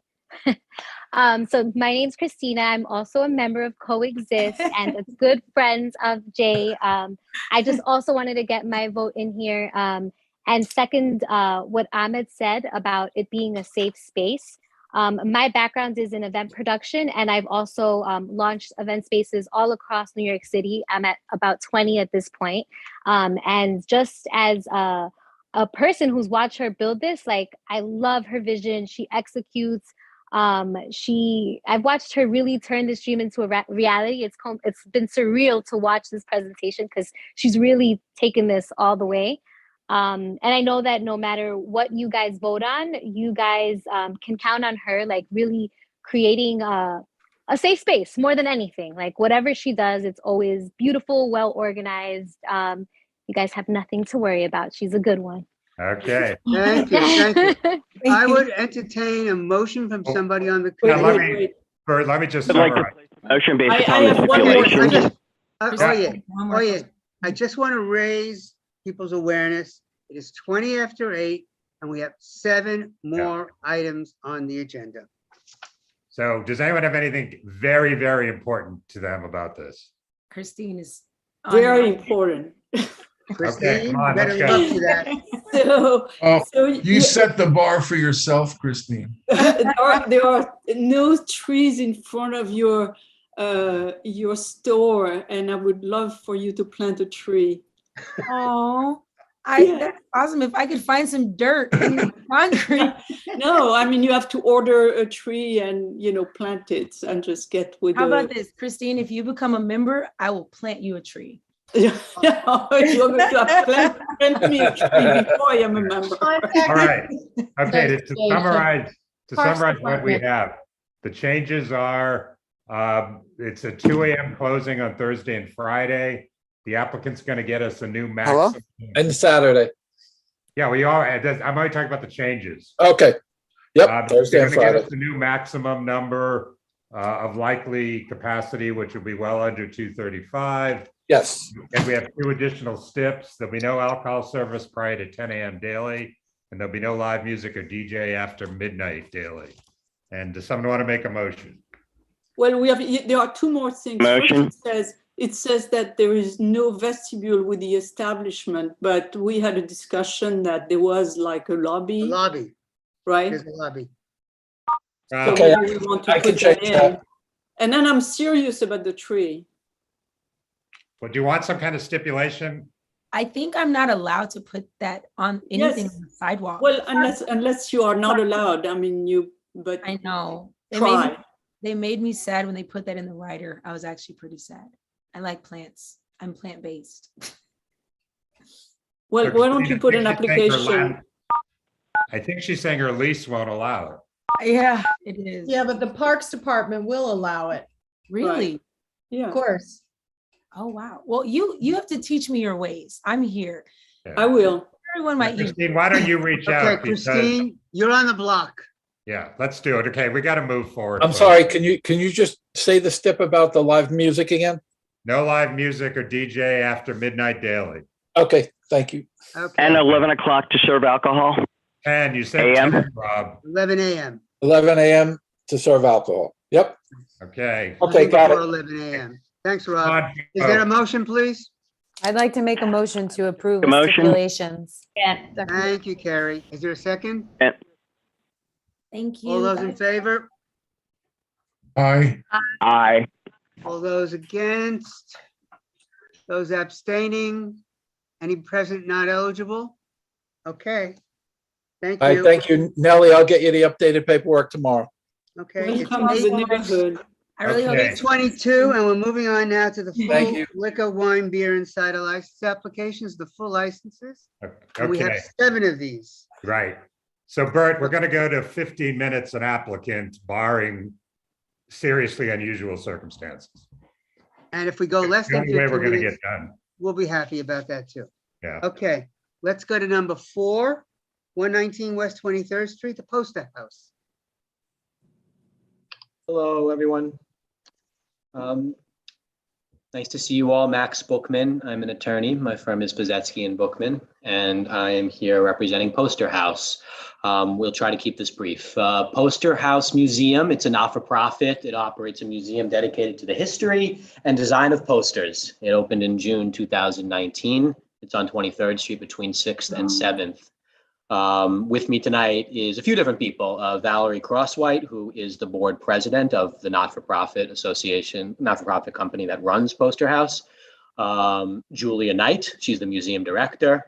And then we have 2 representatives from Great Performances, the well-known F&B management company for cultural institutions, and I'll explain in a moment why they're here. Mindy Birnbaum, who is the general counsel, and Cesar Para, who's the venue director of operations. So if anything about Poster House sounds familiar, it's because they've been on 23rd Street since 2019, and anyone who was on the committee in 2019 voted in favor of their tavern wine license, which is what they are currently operating under. We came to you in 2019 for a tavern wine license covering the first floor of the museum. It's a 2-floor museum. There's a ground floor and then there's a downstairs. Tavern wine license covers the first floor of the museum, and it was mainly for the museum cafe. After they opened in 2019, they went through all of the COVID whiplash that all the other cultural institutions went through. So they closed in March of 2020. They reopened in August of 2020. Incrementally, they closed a little bit over the winter for Omicron. Now they're back open again. So in all of that back and forth, as they've tried to make a go of it since they opened in 2019, they have gotten sustained requests from various people to hold events at the premises. And it is a not-for-profit. The additional revenue is needed. And so that's what the application is before you. The application is to make events happen at Poster House. So there's a number of changes that we're proposing in order to make events viable at Poster House. So first and foremost, it's a brand new entity, which is why this is a new liquor license application as opposed to like a class change or a method of operation change. Brand new entity. It's the actual not-for-profit entity that's going on the license this time. When you approved us in 2019, it was like a sub-entity that they created to manage the cafe, but that's out. So that's the most boring part of the application. New entity, it's just the Poster House Museum. They're adding Great Performances. As I mentioned, everybody knows Great Performances, top F&B management company for cultural institutions. They handle all the F&B at the Apollo Theater, Brooklyn Museum, Brooklyn Academy of Music, Asia Society, Jazz at Lincoln Center, just to name the top ones. And so they are extremely well-respected and responsible operators. And they're going to take over the F&B management at the museum. They're going to run the museum cafe, but they're also here to do the events, which they do at these other cultural institutions as well. Other changes, all again tying into the need for events. Full liquor license as opposed to beer and wine. The licensed premises is going to include the existing downstairs. As I said, it's a 2-floor museum. The downstairs is really just back of house space. And there's one small gallery down there that's not like there's a ballroom or anything large down there. We didn't see the need for the liquor license to previously cover that downstairs space, but there has been some interest in, if there is an event, people being able to take their drink down to the gallery, to downstairs to look at it. Plus, if we're going to have more robust events program, we need more space to store food and alcoholic beverages. And so that's what the downstairs is for. Midnight closing hours. Their current closing hours with you are 6 p.m. and that's when the museum closes. But we want midnight. Max, can we, first of all, Nellie, could you move Julia Knight over? I think she's one of the applicants. Could we just try to cut through this? Sure. Once the museum closes at 6, is it only private events by invitation? That's the idea, yes. So the museum, the cafe operation ends at 6. The museum ends at 6. The events, we need the midnight so we could do the events. Right. So what kind of stip can we do? So Well, after, so here's what I was thinking, Frank, because there's 2 categories of events that we want to be able to do. And I think there's different steps. One is true private functions and events, and that's the lion's share of what we want to do. So the typical things, weddings, bar mitzvahs, corporate events, etc. And there are the lesser category is, you can call them public events, ticketed events that anyone could buy a ticket to. And those are gonna be more limited in terms of what we're asking for. So the stip that we're asking for from you on the private events is we wanna be able to have DJs and live music, just so we could, again, that's only for the events, private events, true private functions and events, as well as patron dancing. okay. That's our ask. The other half, can we say events to which tickets will be sold in advance? In other words, I'm just trying to constrain this from turning into a bar, because if it's going to turn into a bar, we're going to be here for an hour. So let's work this out before we have this discussion. The way I see it is no DJ dancing or live music unless it's for a private event. That's not what's worrying me, Max. What's worrying me is what is going on there besides a pure private event, and how do we limit it to something other than a place that's open till midnight every day? Well, for those, Frank, for the the ticketed, open to the public events, which is like, a gallery opening or whatever, we don't want DJ dancing or live music. So we're not asking. That's not my point, Max. My point is, how do we constrain it from something that isn't just a place that is selling liquor till midnight every night? Premises will operate a cafe, museum cafe, only until 6 p.m. And may only operate thereafter for events as we will then define them. Okay, so Can define. we say ticketed or invitation only events? That's correct. Okay, they okay with that? Yeah, that's what we want. Ticketed or invitation only. Will only be invitation only or ticketed. Yeah, that's right. That's fine. Good. So I could just stop there. I think that's the. Sorry, Max. We just really got to move. No, it's okay. Hey, by the way, I just got a text asking, could we have the cafe go till 8 p.m. instead of 6? Sure. Thank you. Getting into it being a cafe. All I'm saying is only events in space will be only use of space will be events by invitation or ticketed only. After 8 p.m. Yeah. Now, let me get some clarification. The cafe has an existing license, not a full liquor license. Will that remain with the cafe? No, we're giving that up, and it's going to be subsumed by this new full liquor license that's going to cover both floors. The cafe will also then, during the day hours, operation of the museum will have a full liquor license as well. That's right. Yeah. Okay. Okay. I have a question. I see Rob and Christine. Forgive me, my Wi-Fi is wonky and I'm via phone at the moment. Is your ground floor a mezzanine as well? And what time do you intend on first starting to serve your liquor? I didn't hear you asked. Is the ground floor a mezzanine? Is that what you said? I'm sorry. Is the ground floor also included with the mezzanine, or is there no mezzanine on? Is there a basement ground floor mezzanine, or is it just basement ground floor? It's just basement ground floor, no mezzanine. And what time do you intend on serving liquor starting at? Well, we're opening at 10. The museum opens at 10, 7 days a week, so that would be the opening times on the liquor license. If we could request 11 o'clock? Well, the museum has to open at 10. I'll turn to the business team. Is there an issue with not agreeing not to start serving alcohol until 11? I'm getting texts that say that's okay. That's okay. Okay, thank you. Okay, Thank Christine. you. Yes, so the what are the I mean, I'm concerned about noise now because it was not the method of operation was not including DJ and music, etc. So what is the situation vis-a-vis the adjacent properties. No residential in the building and no residential directly adjacent to the building. The closest residential is several storefronts down on 23rd Street and the corner of 6th Avenue. So there's no one shares walls with us that is a residence. Okay. Thank you. Any other questions from committee members? Do we have anybody in the community, Nellie? No, there's no one with a raised hand. Okay, so we have 2 additional steps.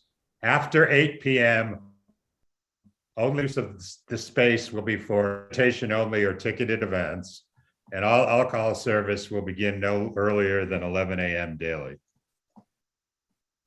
Okay, Motion. Second. All those in favor? Aye. Opposed? Aye. Present not eligible? Abstaining. Okay, thank you. Thank you, everyone. Good night. Thanks. Thank you so much. Nice to see you all. Bye. Luck all. All right. Okay, we're up to number 5, 69th Avenue. This is a Chelsea Market event space. We have a lot of event space tonight. Okay, 69th Avenue. Hi, good evening. Can you hear me? We can. Okay, hi, this is Bob Romano. Good to see everybody again. I'm here with Michael Gankars, who is the sole principal of Chelsea Market Events Incorporated, also known as Manhattan Vault Manhattan, excuse me. Michael has been running this place without any incidents whatsoever. This is a removal application to move him from underneath Chelsea Market on 16th Street to below a retail space, also again in a basement, this time at 58-60. It's also it's actually technically 69th Avenue Cellar is the technical address of the space.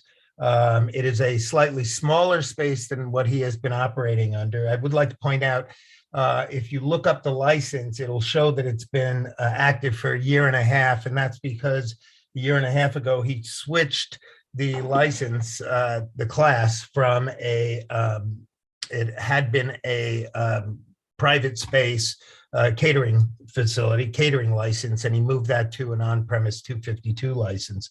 In the 3.5 years he's been running the place, he has had a grand total of 0 311 calls, 0 complaints. This is on 9th Avenue, not a side street. There's no shed. It's in a basement cellar space. Music levels in his space have always been kept. And I can tell you personally, I've gone in there with my wife. We've walked in several times unannounced, and it's a very subdued space. We're not looking to change anything other than the location. If there's concern about the hours, I've listening to everybody earlier tonight, and you were saying, well, it's unproven. Here we have a proven entity, proven operation, similar, even though the address is different, the location is different. It's a very similar feel. It's a solid brick old building.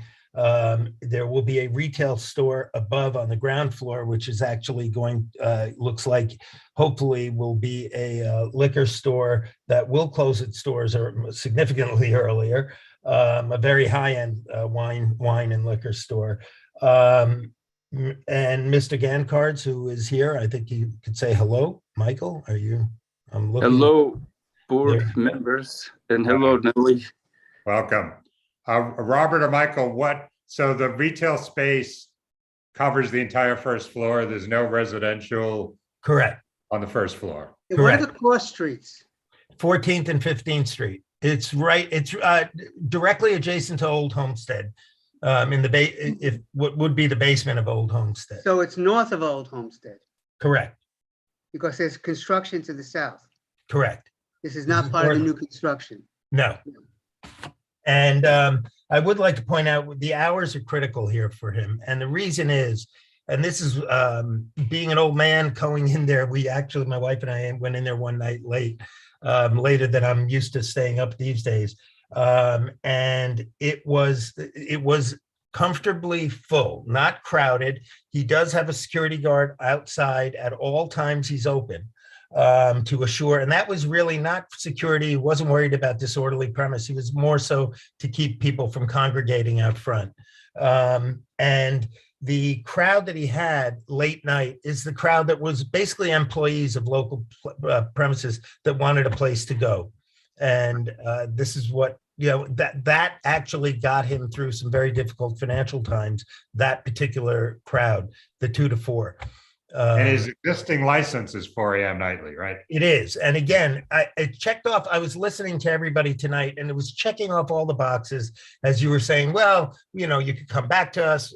We don't know. Here we have a known entity, a very, very similar type of space. And he couldn't have a better record, couldn't have a cleaner, more Okay, stellar. all right. Let's move on to the committee. Rob Okay. and Mike. Okay. Sorry about that. My hand was raised. Yep. Yeah, go ahead, Rob. No, it's an old. Mike. Yeah, just a quickie. I'm fascinated to learn this is under the old homestead. Is it directly under? No, it is north. It's one space north. One space. And how is the construction affecting what you're doing there? I don't think at all. Really? Yeah, no, not at all. Not at all. And as a matter of fact, I suggested to Michael, when they do the renovation, I personally don't think it needs it. I know these buildings. I used to convert these buildings in the 80s and 90s. I said, just to appease everyone, why don't you put a layer of soundproofing in there? He's agreed to do that. But again, it would be to just stop disturbing a liquor store that closes at probably 10 p.m. So and all the troubles that we've had with the other buildings south of you, right? Mm-hmm. You have no qualms about the structure. None at all. None at all. Really? This is a fallout shelter, this building. Wow. Well, that's a 180 from what we've got down the street. Right. Okay, that's good to know. Okay, Tina. Yeah, just quickly, and you touched on it. On your application, you say on page 5 that you're working with sound engineers. What are you working with sound engineers? Michael, that was the soundproofing. We spoke to a couple of people about the spray soundproofing that would go there. Yes, and our speakers are made out of special magnets. If one magnet saw another magnet, it would chop your finger off. They're so powerful. So a guy, he's an inventor. He invented a special type of a speaker that is cone technology. So it doesn't go. We have very expensive wines directly above this space. So it's very important for the store above that we not make any noise past, like a certain level. So we would never make our neighbor above us unhappy. And then there's, layers above them. But basically, we can control the sound coming out of any spot of our speakers or anything that we're doing to a very high level. Yeah, isn't there a residential building to the north of you? Yes, but again, that's a retail on the ground. You have T-Mobile. There's retail on the ground, but it's residences up. Correct. Old and then something new on top of that. Correct. Okay, Exactly. Hui. On page 4, you have windows that can be opened, but I thought you were in the basement. No. Did I say, if I said that, that's an error. There are no windows in this space whatsoever. No, he did not circle any of them. Oh, okay. Oh, okay. My mistake then. I'm used to making mistakes, but I try not to, but All right, thank you. thank you. Okay. Anybody from the community, Nellie? No, there's no one. Okay. I make a motion to adopt. Do we have any stipulations here? Nope, no changes. Okay. Is there a second? Second. All those in favor? Opposed? Aye. Present not eligible, abstaining. Okay. I would like to thank everybody for your time and your vote. Thank you. Thank you. Good luck. Thank you. Thank you, Good luck. everybody. Have a good night. Moving Good on to night. number 6, 208th Avenue. Okay, stop. Mike is fine. All right, there you go. Fine, good. Yeah, hello? Hi. Yeah, so let me come on. Yep. You're on. Okay, yes, I'm Joshua Bryanstein, attorney on this matter, on this case. And We seek approval here with community relations for a Thai restaurant at 208th Avenue, New York, 10011. The company name is Arisap Inc. And my client, the owner, is Christopher Vega Ramirez, who I believe is on this call or is on the Zoom as well.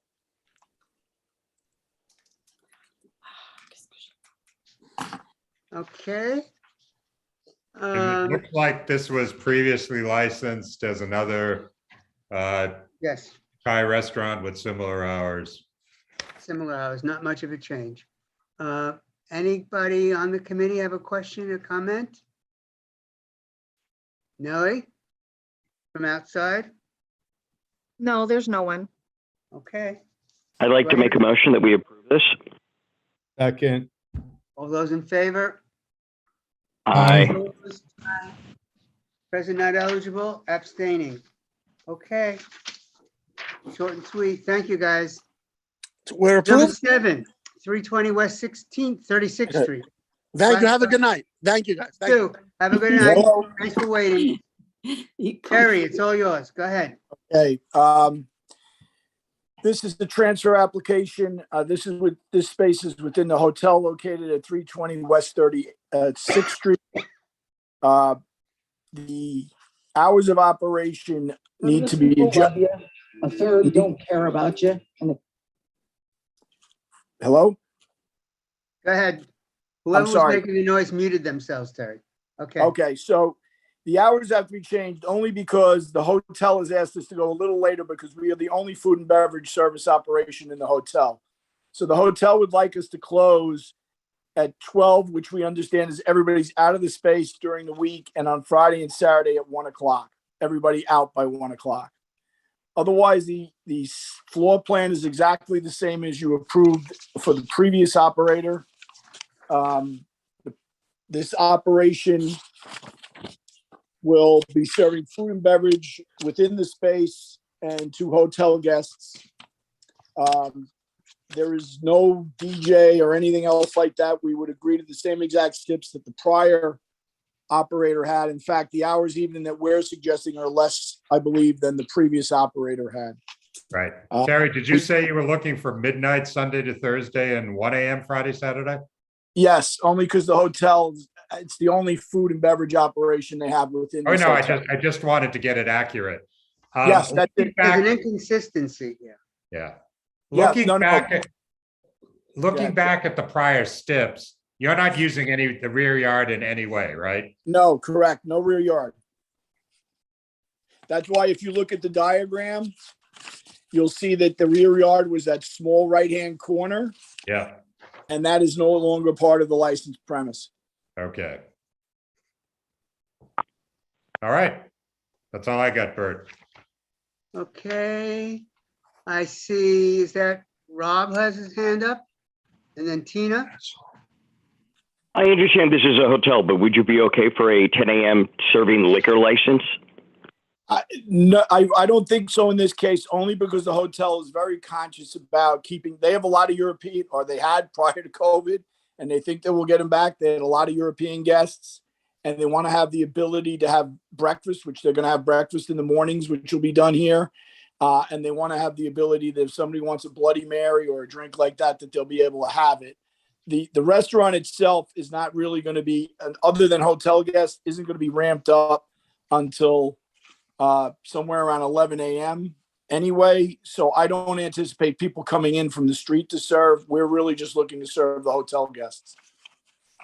Oh, no, I get that. And that's the reason why I'm saying 10 a.m. I just can't imagine anyone really, I mean, I was extensive with international travel, and I understand the Germans are really great for beer in the morning with breakfast at like 9 a.m., but I just can't imagine anything really prior to like 9 or 10 a.m., anyone serving any liquor. That's the only reason why I'm bringing it up. Yeah. Yeah, Rob, I mean, we got to face the fact that, the liquor laws allow people to serve it, it says starting at 7. So we can't just prevent everyone from doing it. We have to do it case by case. And I think, I get it. And that's the reason why I'm saying it's a hotel. And this is why I'm not saying like 11 o'clock, I get that. It is what it is. So be it. Thanks. Tina, did you have your hand up? You know, I did. It's just a technicality that doesn't make sense in the application. I don't know if it makes a difference, but I just want, in case he cares, the security part questions and the bike questions, the answers were inconsistent and made no sense. Like, for example, will applicant have a security plan? The answer is no, but then will a security plan be implemented? The answer is yes. I And then the think same with the, Tina, I think what he meant there is there is security at the hotel. So the security has its own hotel force. So I think what he meant is, will that security be there for the hotel operation? Yes, I can correct that and send that over tomorrow to clarify that. and then just quickly, the same with the bikes. Will applicant be using bikes? You say no, but then will the bikes be marked with restaurant name? You say yes. And then the same with the, again, we don't have to spend time on this if you want, but I figured I'd point it out. Sorry. No, I'll clean that up because we are not using bike delivery. So I'll just clean that up that way. Okay. Right. And Terry, if you could also correct the hours, that would be easy for us. Yep. Yes. I'll redo both those again. The hotel approached us this afternoon about the hours, so I apologize for the late change. Okay. Anybody from the community? No, there's no one. Okay. Rob, is your hand up from before? No? Yeah, it was up from before. Okay. Do I hear a motion So moved. with those changes? Right? Second. And second, all those in favor? Aye. Opposed? Present not eligible? Abstaining? Thank you. Thank you. Everyone have a very happy Easter and Passover holidays. Be safe. Okay, and end of Thank Ramadan. you, Terry, you too. Yes. Good seeing you, Terry. Bye. Yep. You too.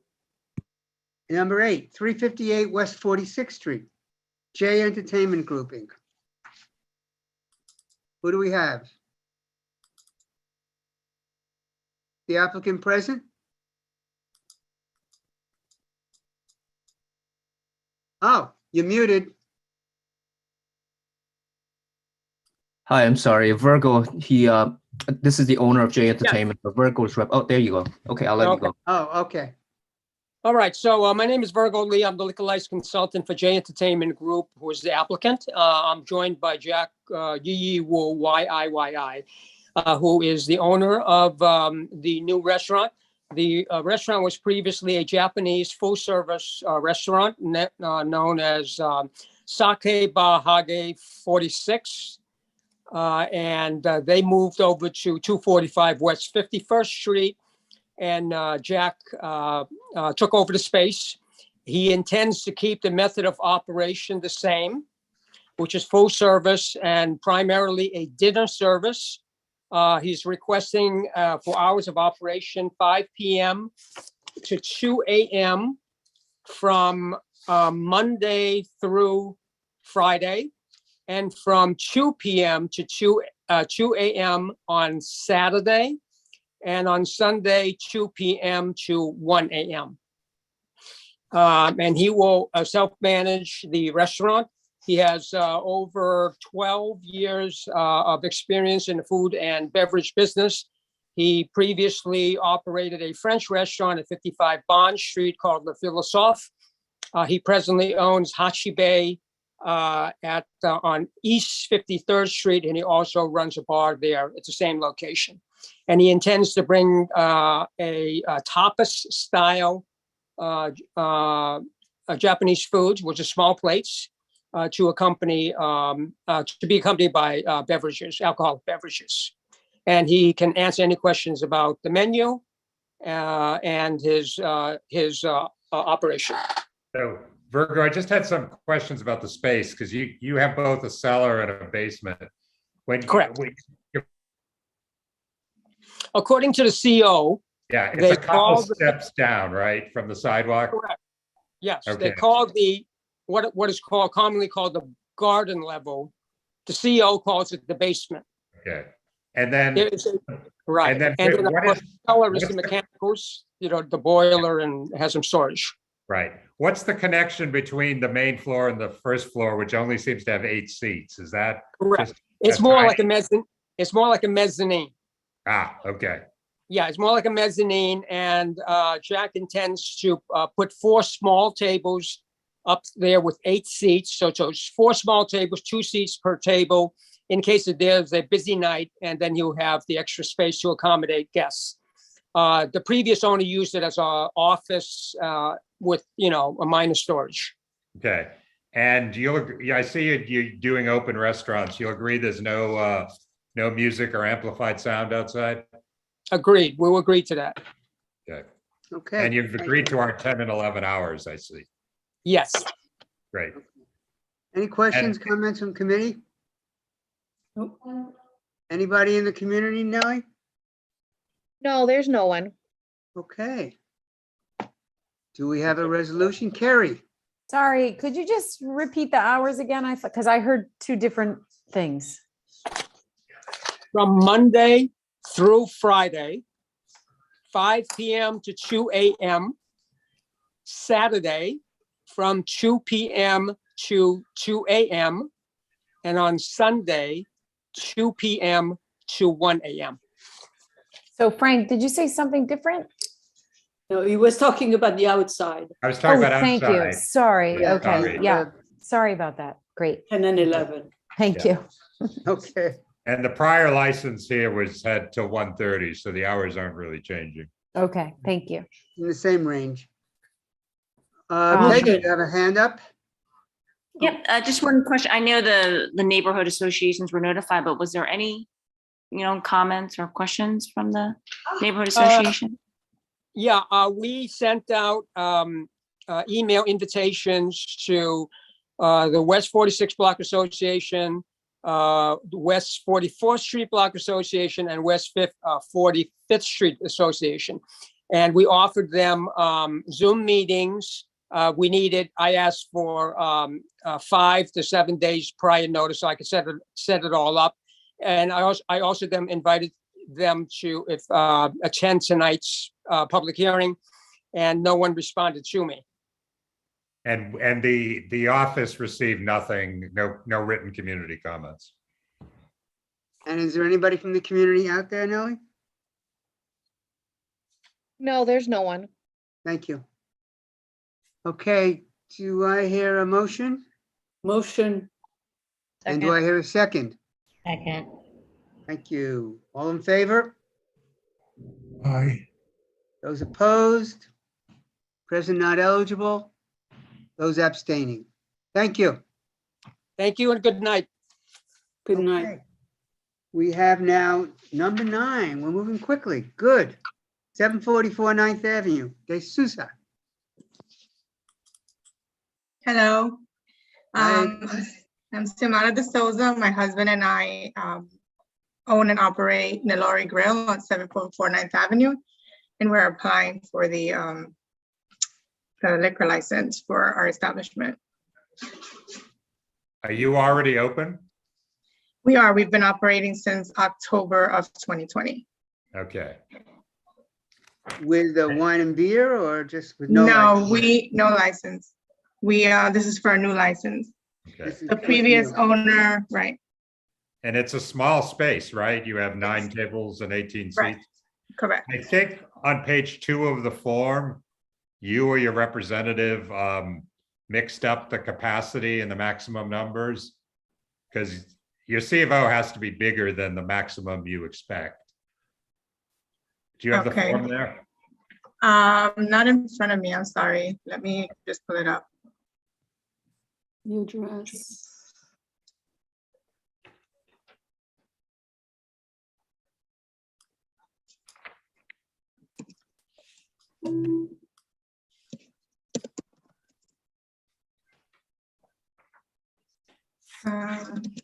Sorry.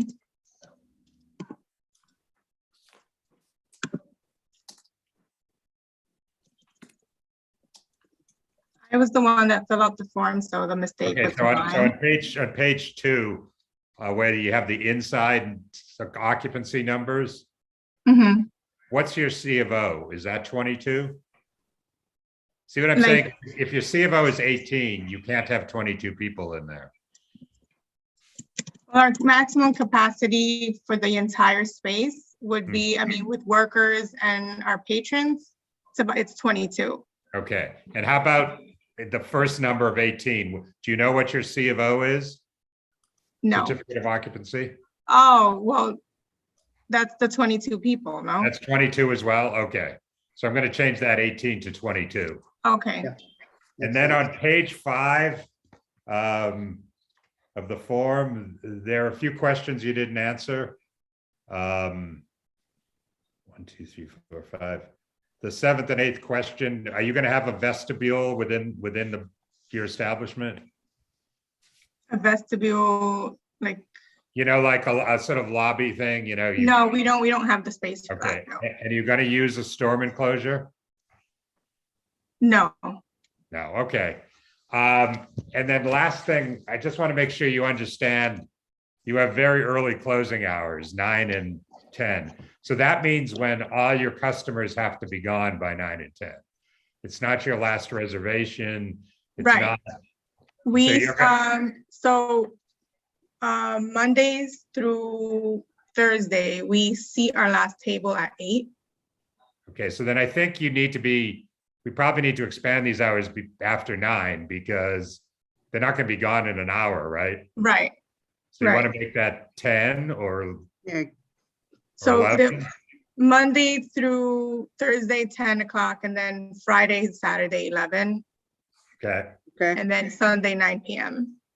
It gives yourself some more room there, some Right. flexibility. Why don't we make the Sunday 10 p.m. just to have fewer different numbers? Okay.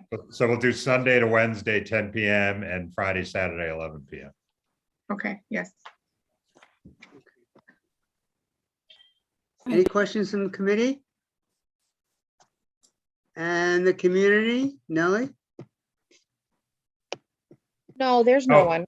Okay, so we did get a letter from Steve Belita of the 4954 Block Alliance. He said they agreed the French doors would be closed when there's amplified sound, no backyard or outdoor use, no sidewalk cafe, would keep A-frames against the building, and no storm enclosure.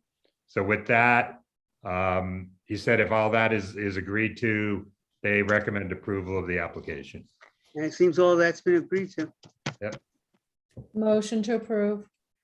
A second? All those in favor? Aye.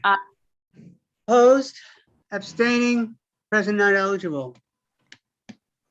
Thank you for staying. Thank you so much. Staying up with us. Good luck. Thank you. Thank you so much. Have a good night. Okay, we're doing it well. 9 o'clock and we're at the last item on the agenda. 331 West 51st Street. This must be the place.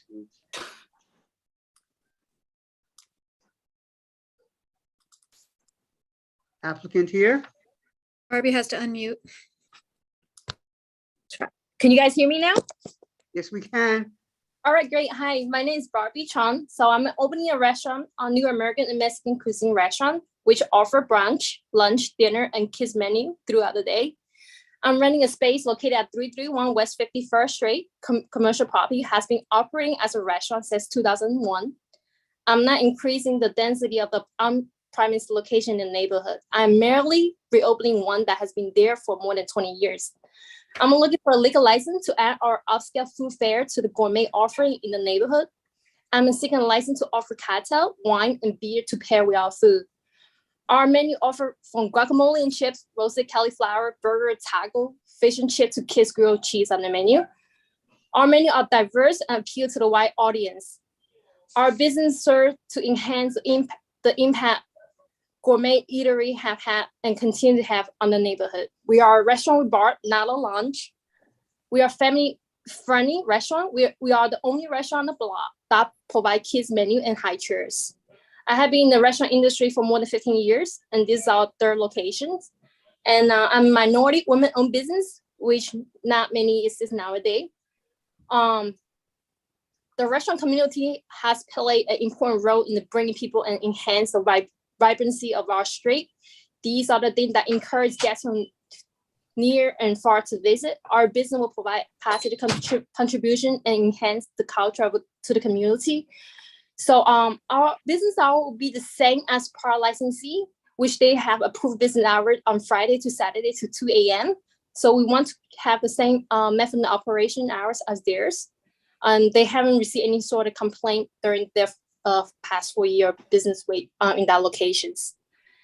So that's all. Let me know if you guys have any questions. Yeah. So Barbie, I'm a little confused. You met with the 4954 Block Association, correct? Yeah. Because they sent an email saying that they explained that the last owner closed by midnight because this is very residential and you're right in the middle of it, and that you said you would be willing to have a midnight closing.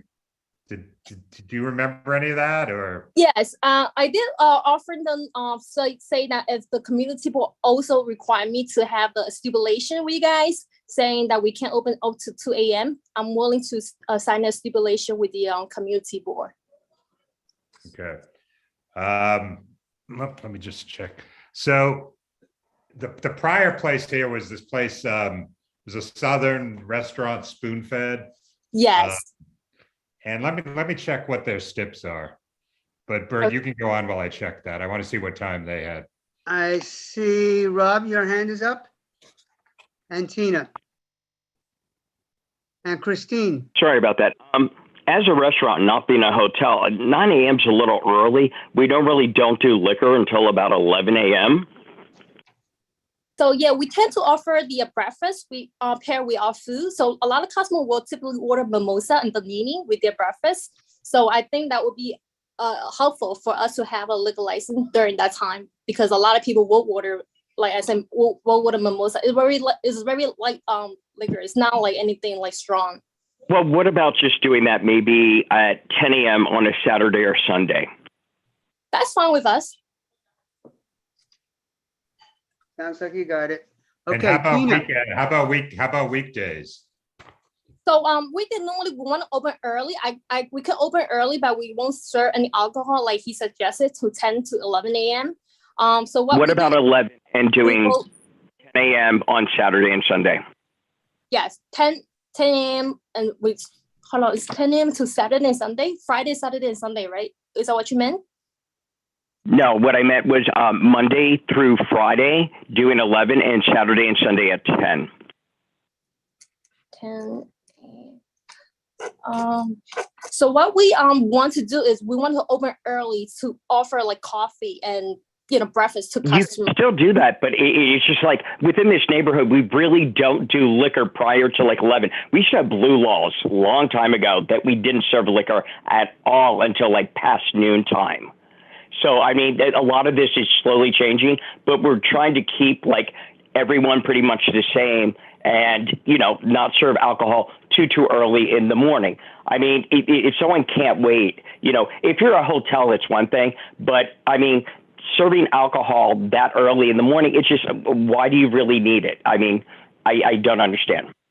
No, it's just to accommodate the customer. It's never my intention. So what we want to do is we want to open early, 9 a.m. in the morning, to serve breakfast and coffee. That's what we want to do. But if you guys don't do that, but need to, Wait, let her finish, Rob, please. Until 11. Rob, let her finish and say what she would like to do. So 9 a.m. will be the time that we will open for breakfast and to serve coffee time, right? So if you guys don't prefer any restaurant to have any liquor during 11 a.m. as you propose, we were willing to accommodate that request. Well, wait, just to be clear, we do not have any set rules about hours or anything. Do is one application at a time, which is what the State Liquor Authority requires us to do. So we are not telling you that there's no place that serves liquor before 10 or 11 a.m. And in fact, there are places with liquor licenses that go, back, 10 years or more, where there are no restrictions on what time they can start serving liquor. So this is an individual decision for you and working with us, but do not agree to something because you think it's our hard and fast rule, because we don't have any such rules. Okay, sounds great. Yeah, I'm willing to accommodate the request again. Yeah, but we will still open at 9 a.m. I say to serve breakfast time. So we will serve. What time are you okay with starting alcohol service? Yeah, after 11 a.m. Monday through Thursday, and Friday through Sunday will be 10 a.m. Okay. Tina, thank you. Tina? Yeah, thanks. Going to your other part of your application, I think you say you're planning to have some live music, although at another part of the application, I think you said sounds will be minimal. Yeah. I'd like some clarification on that, but let me just ask you a couple more questions that are also important to me. In your application, you refer to the space in a couple of places as a commercial building. I don't believe it's a commercial building. I think it's a mixed use building. So I was looking at the space to see if there was residential, and there did appear to be residential.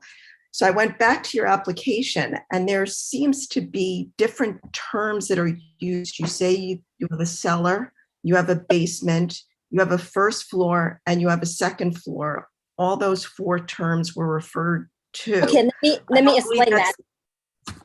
So we rent the cellar space, we also rent the basement space, and we also rent the first floor space.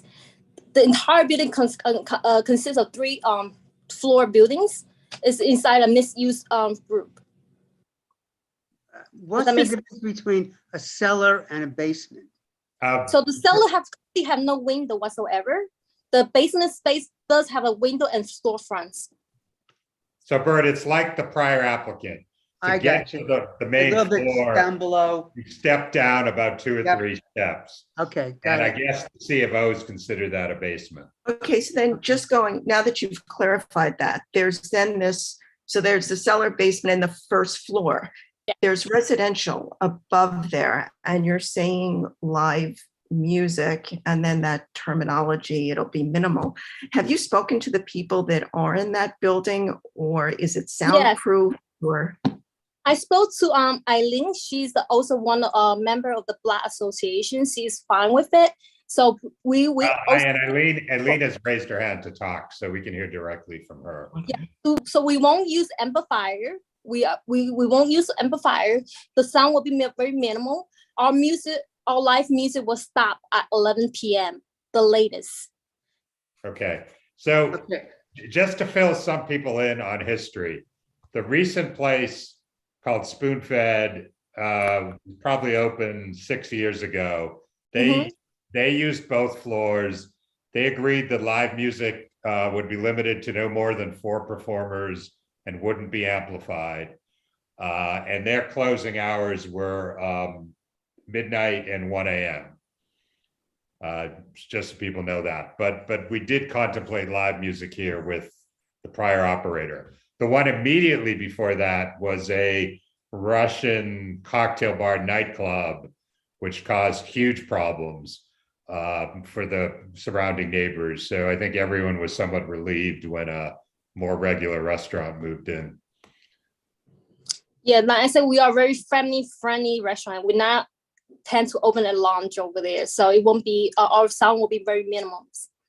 Right. Christine, Inga, Jesse, and Mike.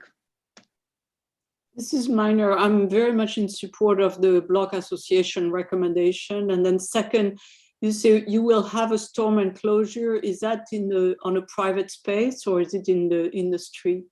It's private space. So your space has a recess from the street. Is that what it is? Yeah, we have a little tiny patio in the front. It's like a little tiny patio in the front. Okay, thank you. Inga. You're on mute, Inga. You're still on mute. You're on mute. It's me? Here you go. Wait, you just were off it, now you went back on it now. Okay, you're good now, Inga. Pilot error. I keep clicking and it doesn't happen fast enough, so I click again. I'm sorry. Okay, so you're agreeing to the previous owners, the previous establishments, closing hours, which were Monday, 11 a, so open and close, Monday, 11 a.m., close at midnight. Tuesday, Wednesday, the same. Thursday, 11 a.m. to midnight. Friday, 11 a.m. to 1 a.m. Saturday, 10 to 1, and Sunday, 10 to midnight. Little adjustments. So it's Monday through Thursday is 11 a.m. to 12 a.m.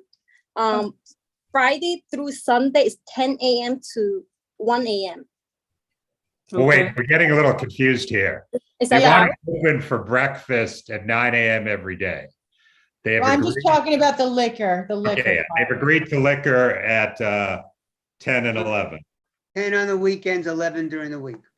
So, but Sunday they close at midnight, like the old establishment. We haven't talked about that yet. They were requesting. That's what I'm asking. Yeah, I'm fine with Friday, Saturday at 1, but I think Sunday you should close at midnight. That's which is fine. what the other establishment did. Yes. Yeah, that's fine with us. So, and how about the other weeknights, Inga? So we agreed to 12 a.m. Midnight's fine, Yeah. Monday through, midnight's fine, Monday through Thursday, Friday, Saturday. So just Friday, Saturday, 1 a.m. You're gonna open at 11 a.m. Monday, Tuesday, Wednesday, Thursday, and then Friday, open at 10. Saturday, open at 10, Sunday, open at 10. Yes, Correct? Friday, Sunday, yes. Right, but open again is liquor service. Open meaning liquor service, yes. But she's very Open specifically bar. said Yeah. breakfast Open the at bar. 9. Right, Breakfast at 9. yeah, we Okay. can have breakfast at 6, that's fine, Jesse, thank you. Yes, I actually want to address the opening hour, the morning hour liquor times. As Frank raised, there are a number of restaurants in the area with earlier start times, and I don't think Ms. Chung should suffer just because we've arbitrarily pushed some opening hour for her. People want their mimosas and their Bloody Marys at brunch on the weekends, and I don't think her restaurant, which seems like it's going to be a nice family-friendly restaurant overall, to have to suffer because we've come in and just arbitrarily decided that she needs to start later. So I would say that she should be fine at either a 9 or 10 o'clock a.m.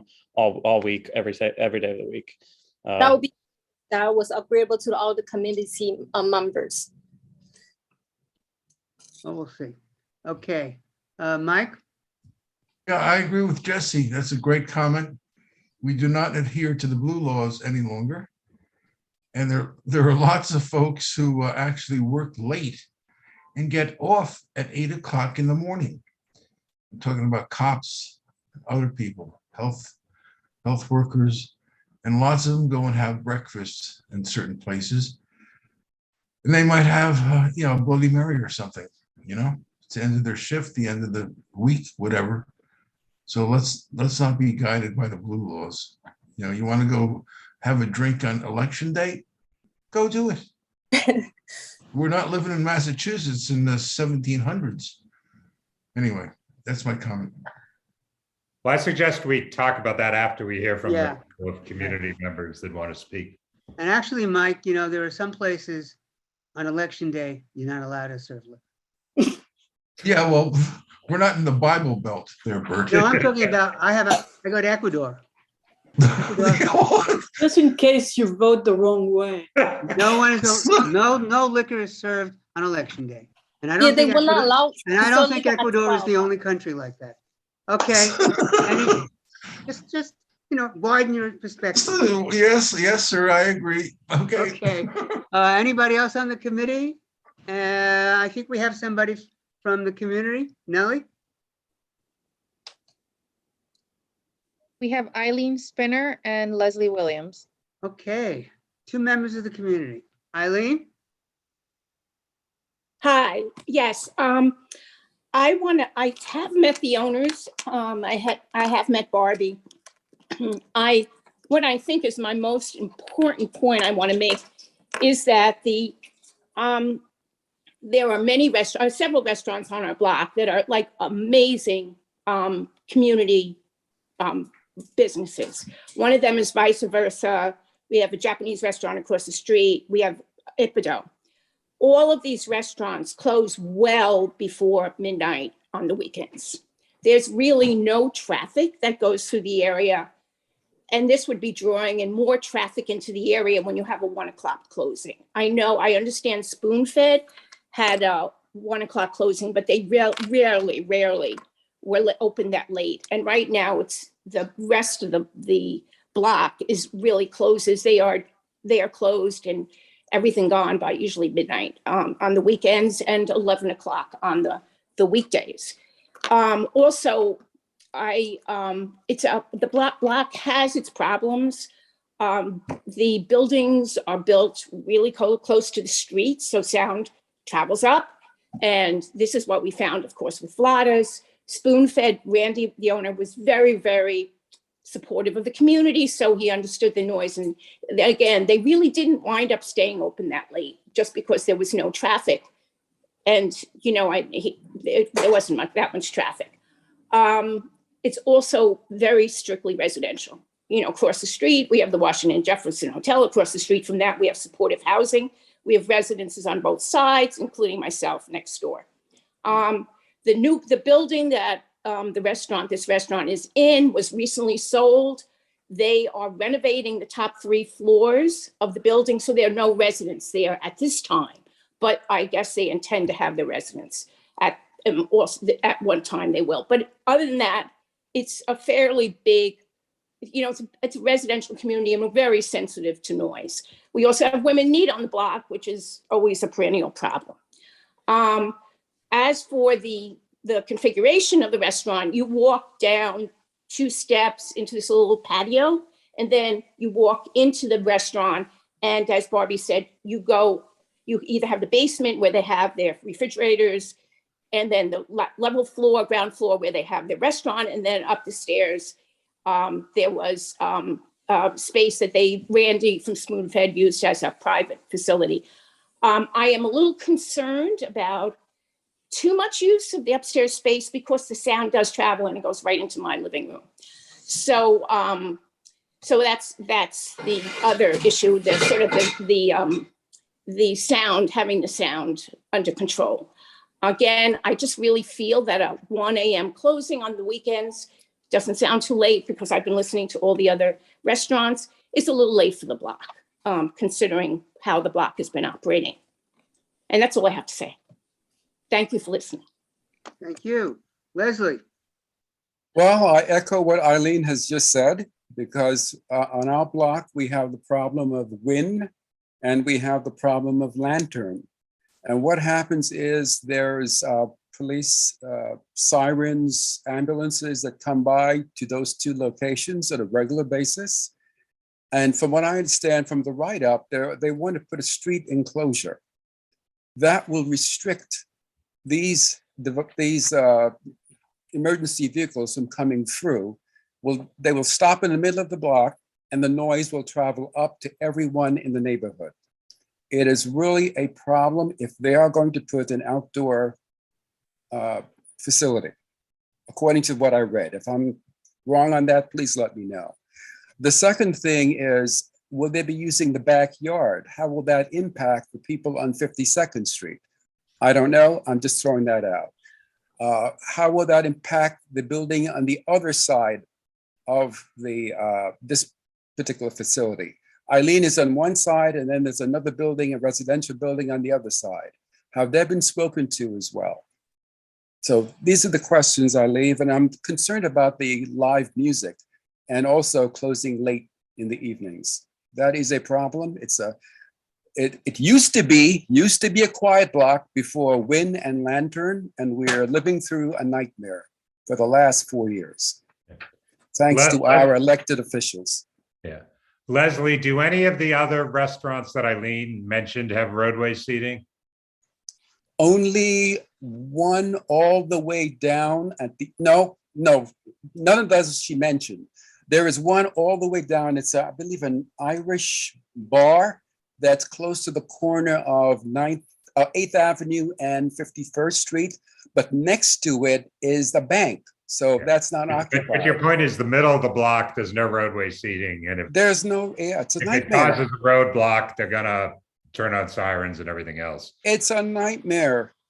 Barbie, where did you first of all, you're not using the rear yard, correct? Oh, we don't have any backyard whatsoever. There's no backyard. So, Okay. yes, All right. that's Now, where did you plan to put your open dining seating? Was that? so the roadway dining only if we I don't know if we can get the license or not, but the roadway dining will only built to comply with the COVID-19 restriction, since a lot of people is not vaccinated, so they can't dine in inside. So it will be a discrimination for us not to provide outdoor dining for them. So we might have to build an outdoor dining just to accommodate those customers, because it's discrimination against people. Barbie, that law changed. You don't have to have proof of vaccination to eat in a restaurant anymore. I mean, the restaurants can require it voluntarily. Restaurant's choice. But there's no city or state law requiring restaurants to check vaccination. We won't build an outdoor because we have no intention to build an outdoor dining either way. Well, it sounds like Leslie Williams, who's a member of our community board but not on this committee, thinks that it could be, even if it's legally allowed by the measurements, it could really interfere with traffic on the block. Yeah, we have intention to build outdoor dining, but only to comply with the government restriction for people who's unvaccinated. Since if the government lift those restrictions, then we won't build any outdoor dining, because it's too much for us to manage for outdoor anyway. Those restrictions are lifted, and it's up to each restaurant to decide what they I think want to she said Barbie says she's not going to have an outdoor, and That's you what can I'm- stipulate that. So we're clear then. No Yeah, outdoor. only if in the future they change the restriction again, then I have forced to. But at this time, I have no intention to build outdoor dining. Okay, thank you for clarifying that. You're cool. Leslie, Christine. were those your points? Aside from the hours, which we're going to get to now, did you have anything else? Yeah, I think I've heard. Oh, sorry, I was just asking Leslie if we. Oh, I'm sorry. No, those were the key points, because, you know, because of wind and lantern, we do have that noise pollution problem. Okay. And it's dangerous. All right. Well, there's no rear yard, and they're not going to use the roadway, so you should be. That's okay. good. That piece is good. I'm happy to have the restaurant reopen. I think it's important to have on the block, 100%. Okay, Christine, sorry. So I heard from Eileen that there were some concern about noise and the restaurant noise coming up. And I think I would like to see if we can do some soundproofing and get a report on that. Can I add a question? Can I answer her question back? Sure. So just want to clarify, our last restoration on weekday will be 10 p.m. That means the customer will have to leave by 12 p.m. at the latest. So we won't take any customer after 10 p.m. on weekday, and 11 p.m. on Friday and Saturday. That will be the latest for the last restoration. So that means the customer had to leave at the premise by 1 a.m. In which event is the sound will be very, very minimal. You will barely have any customer at that time, because our last restoration will be 11 p.m. It's not going to be like. You have, Bobby, what you have here is you are talking about some music, and the fact is, let me finish. The fact is that people are saying the sound is, traveling up right now. So even if it's at 5 o'clock or 6 o'clock or 7 o'clock or 8 o'clock, if the sound of customer or music is coming up, it's very disruptive. So I think you should, for the benefit of the community and for yourself, request a sound, a sound test, and then install some sound isolation. Christine or anybody else, I guess I'm not clear on what Eileen said. Did she say it could be a problem if they use the second floor, or that it? Why don't we ask her again? Because I mean, that's what I heard. Nellie, could you move Eileen back over?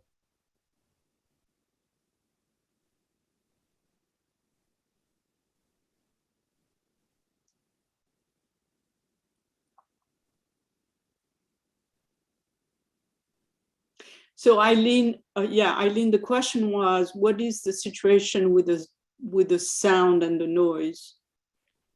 The I'll give an example of spoon-fed. They used to have music early on in the evening, but they would end it at 10 o'clock, and that was not a problem for us at all. What is a problem is when the upstairs area is used for music or a crowded party. It has traveled into our, because that their upstairs matches my living room. So I would hear the music and the sound and the people, you know, if it was a crowded group. And Generally, Eileen, yes. Eileen, you're next door or you're upstairs? I'm next door. I'm right next door. So Spoon-Fed's basement, or the first floor for Spoon-Fed, the first floor for this restaurant, sorry, and Spoon-Fed, is we have an office we're not using down there. If you go up the stairs of our house for our first floor residence, it's, you know, on the same level as their second floor of their restaurant. So if they have crowded party, I will hear it. And that's what happened when they had Spoon-Fed, but Spoon-Fed would try to avoid it. And normally they had they limited the amount of people they would have up on the second floor. Thank you. That's very helpful. Yeah. So Barbie, yeah.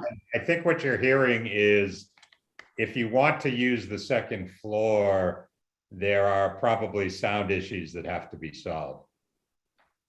So we were willing to install a soundproofing on her side of the wall, if that will help.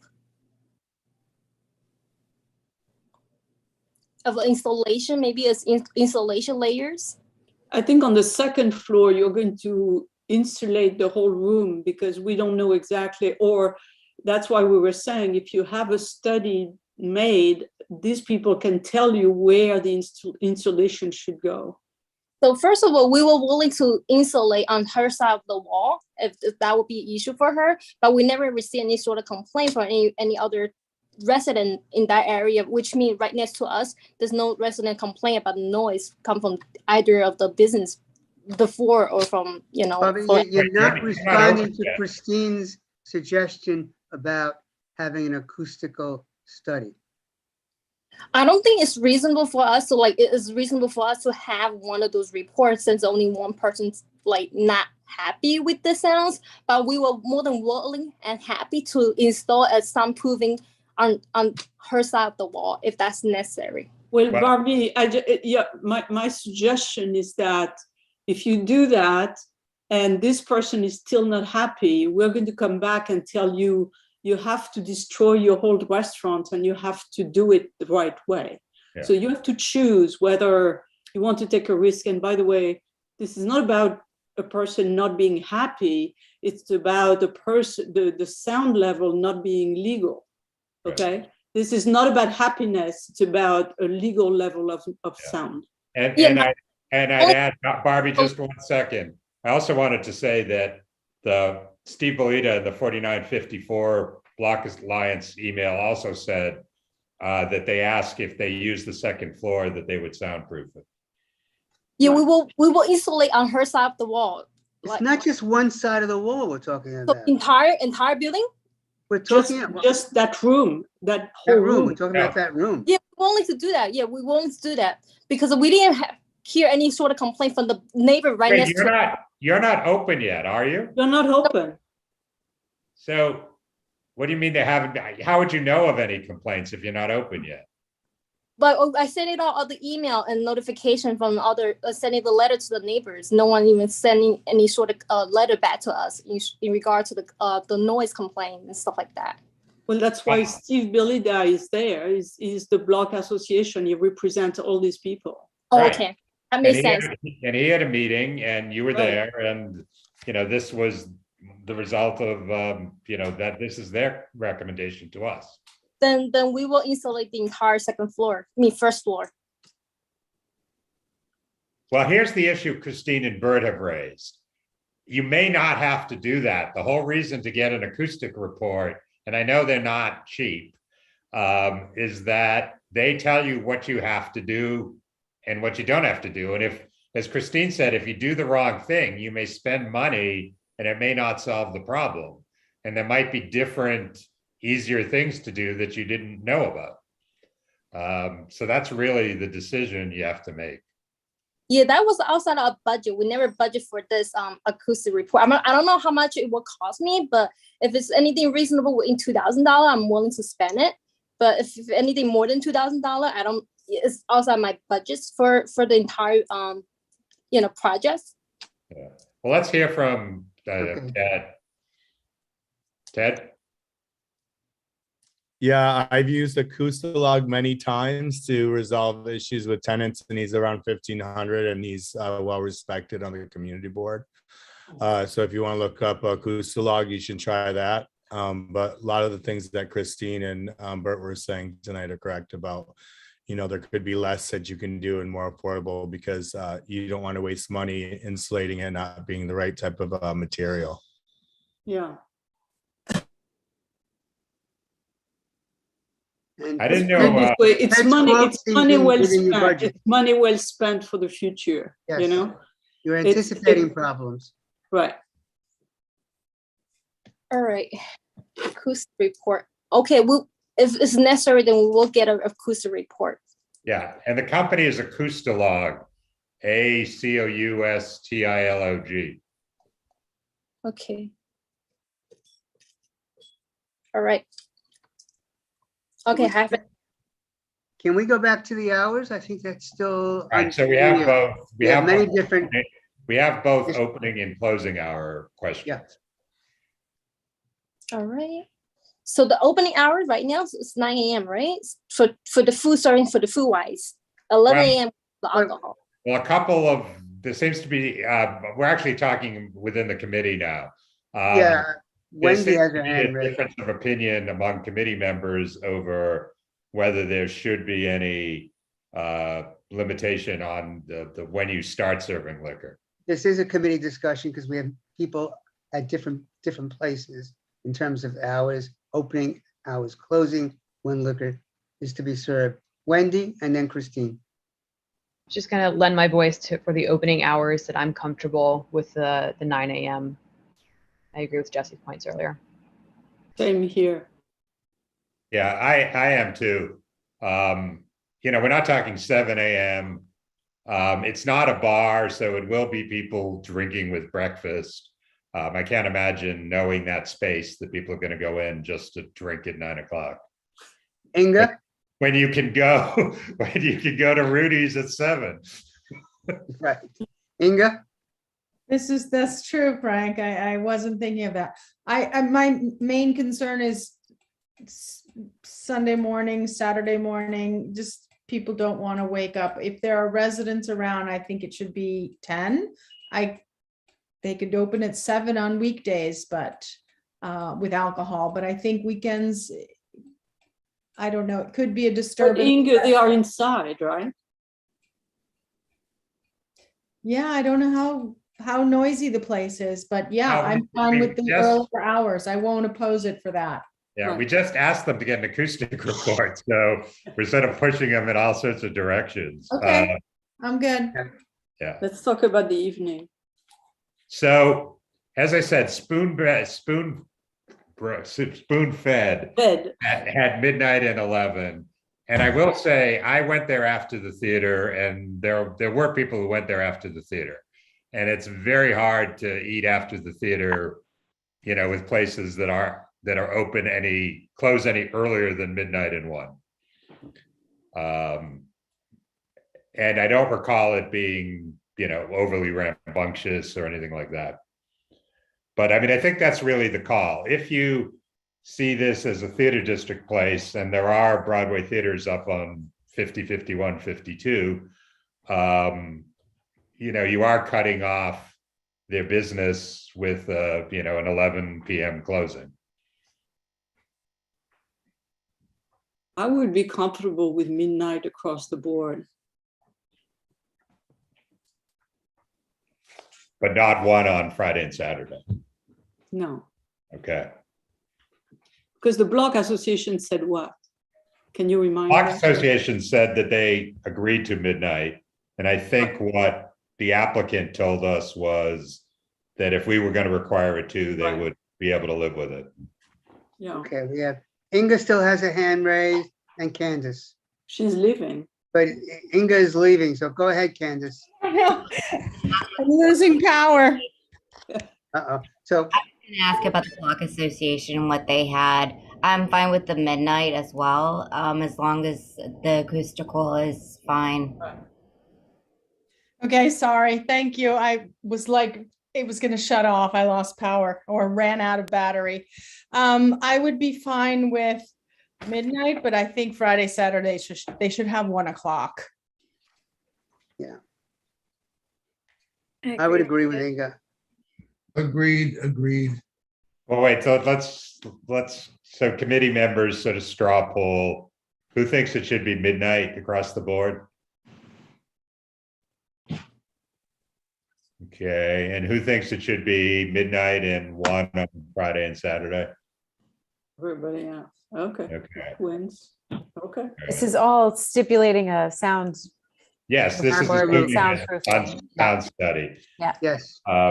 And one other loose end, just about the number of bars. You have 1 bar on each floor or 2 bars on each floor? 1 on each floor. Okay, and are they bars that people sit at or just bars you serve from? People sit at. Okay, so on your page 2 of your form, you had 2 service bars as well as 2 stand-up bars. So we use a service bar as well. So we use a service bar and stand-up bar all at the same time, if that makes sense. Okay, wait, so you have 2 floors. Yes. On what we're calling the basement floor or the ground floor, do you have 1 service bar and 1 stand-up bar? Yeah, it's the same bar. It's the same bar. So our But it's called a stand-up bar. Now that is called a stand-up bar. Okay. Okay, and then how about on the upper floor, one bar as well? Yes. Okay, with people sitting at it. Yes. Okay. I have a point on the acoustalog. Yep. I think since many of us are concerned about the sound, we have the report before the full board. Okay. Well, Nellie, the main thing is also to have a commitment that they will implement, right? Yeah. Nellie, when would we need that by? We would need it by April 25th. Okay. So that gives them 2 weeks. Barbie, do you think you can do that? Get the report in 2 weeks?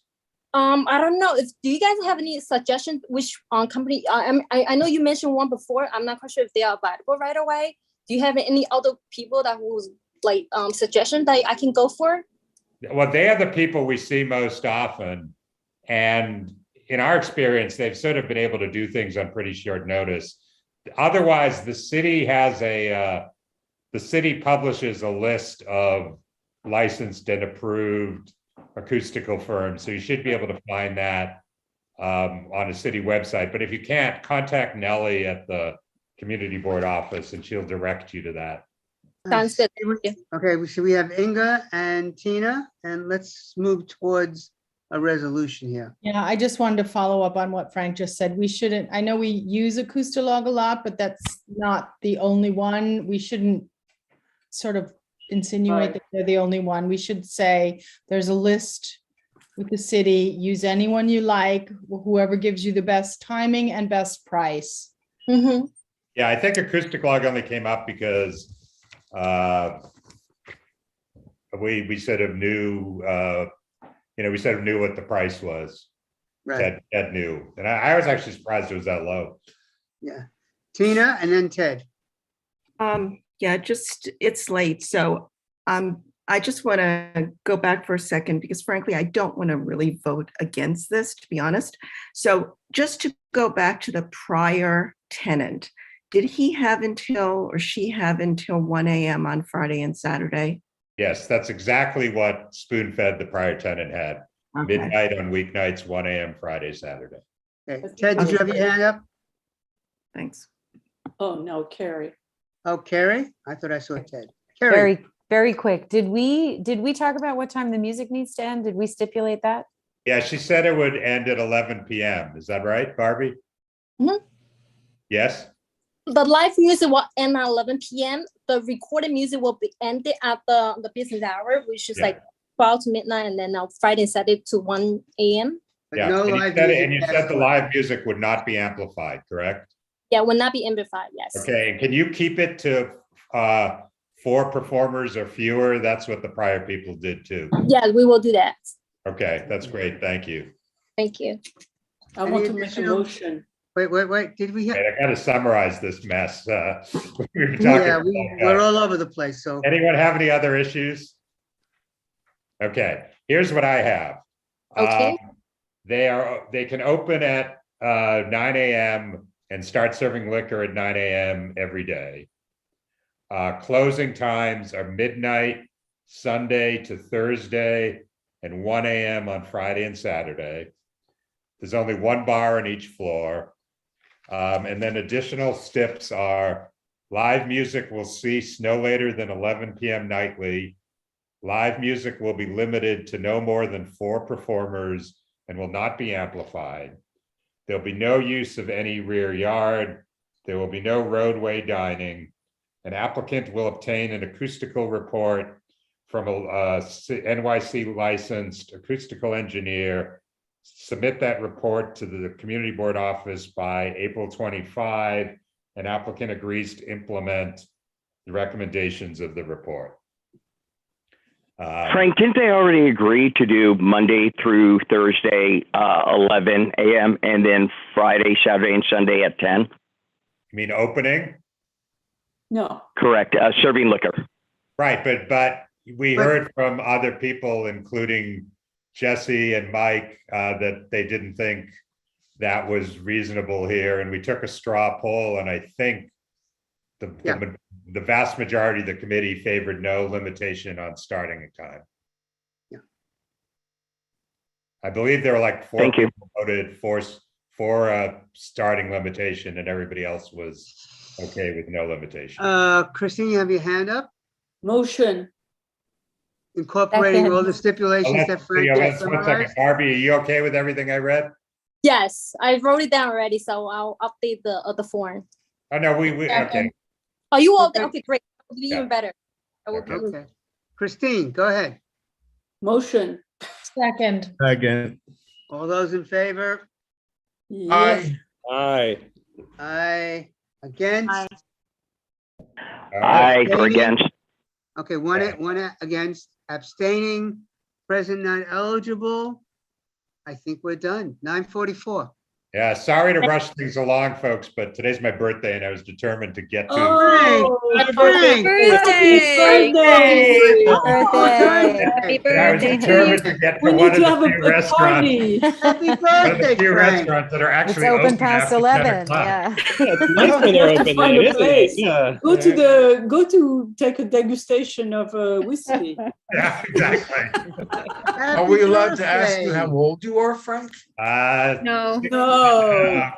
No. I'm not afraid to tell you. 63. Bye. Oh, good. Bye. Thank you, everybody. Happy Yeah, birthday, Frank. Chicken, Bye. yeah. Good night, everybody. Bye. Well, happy birthday, Frank. Thank you.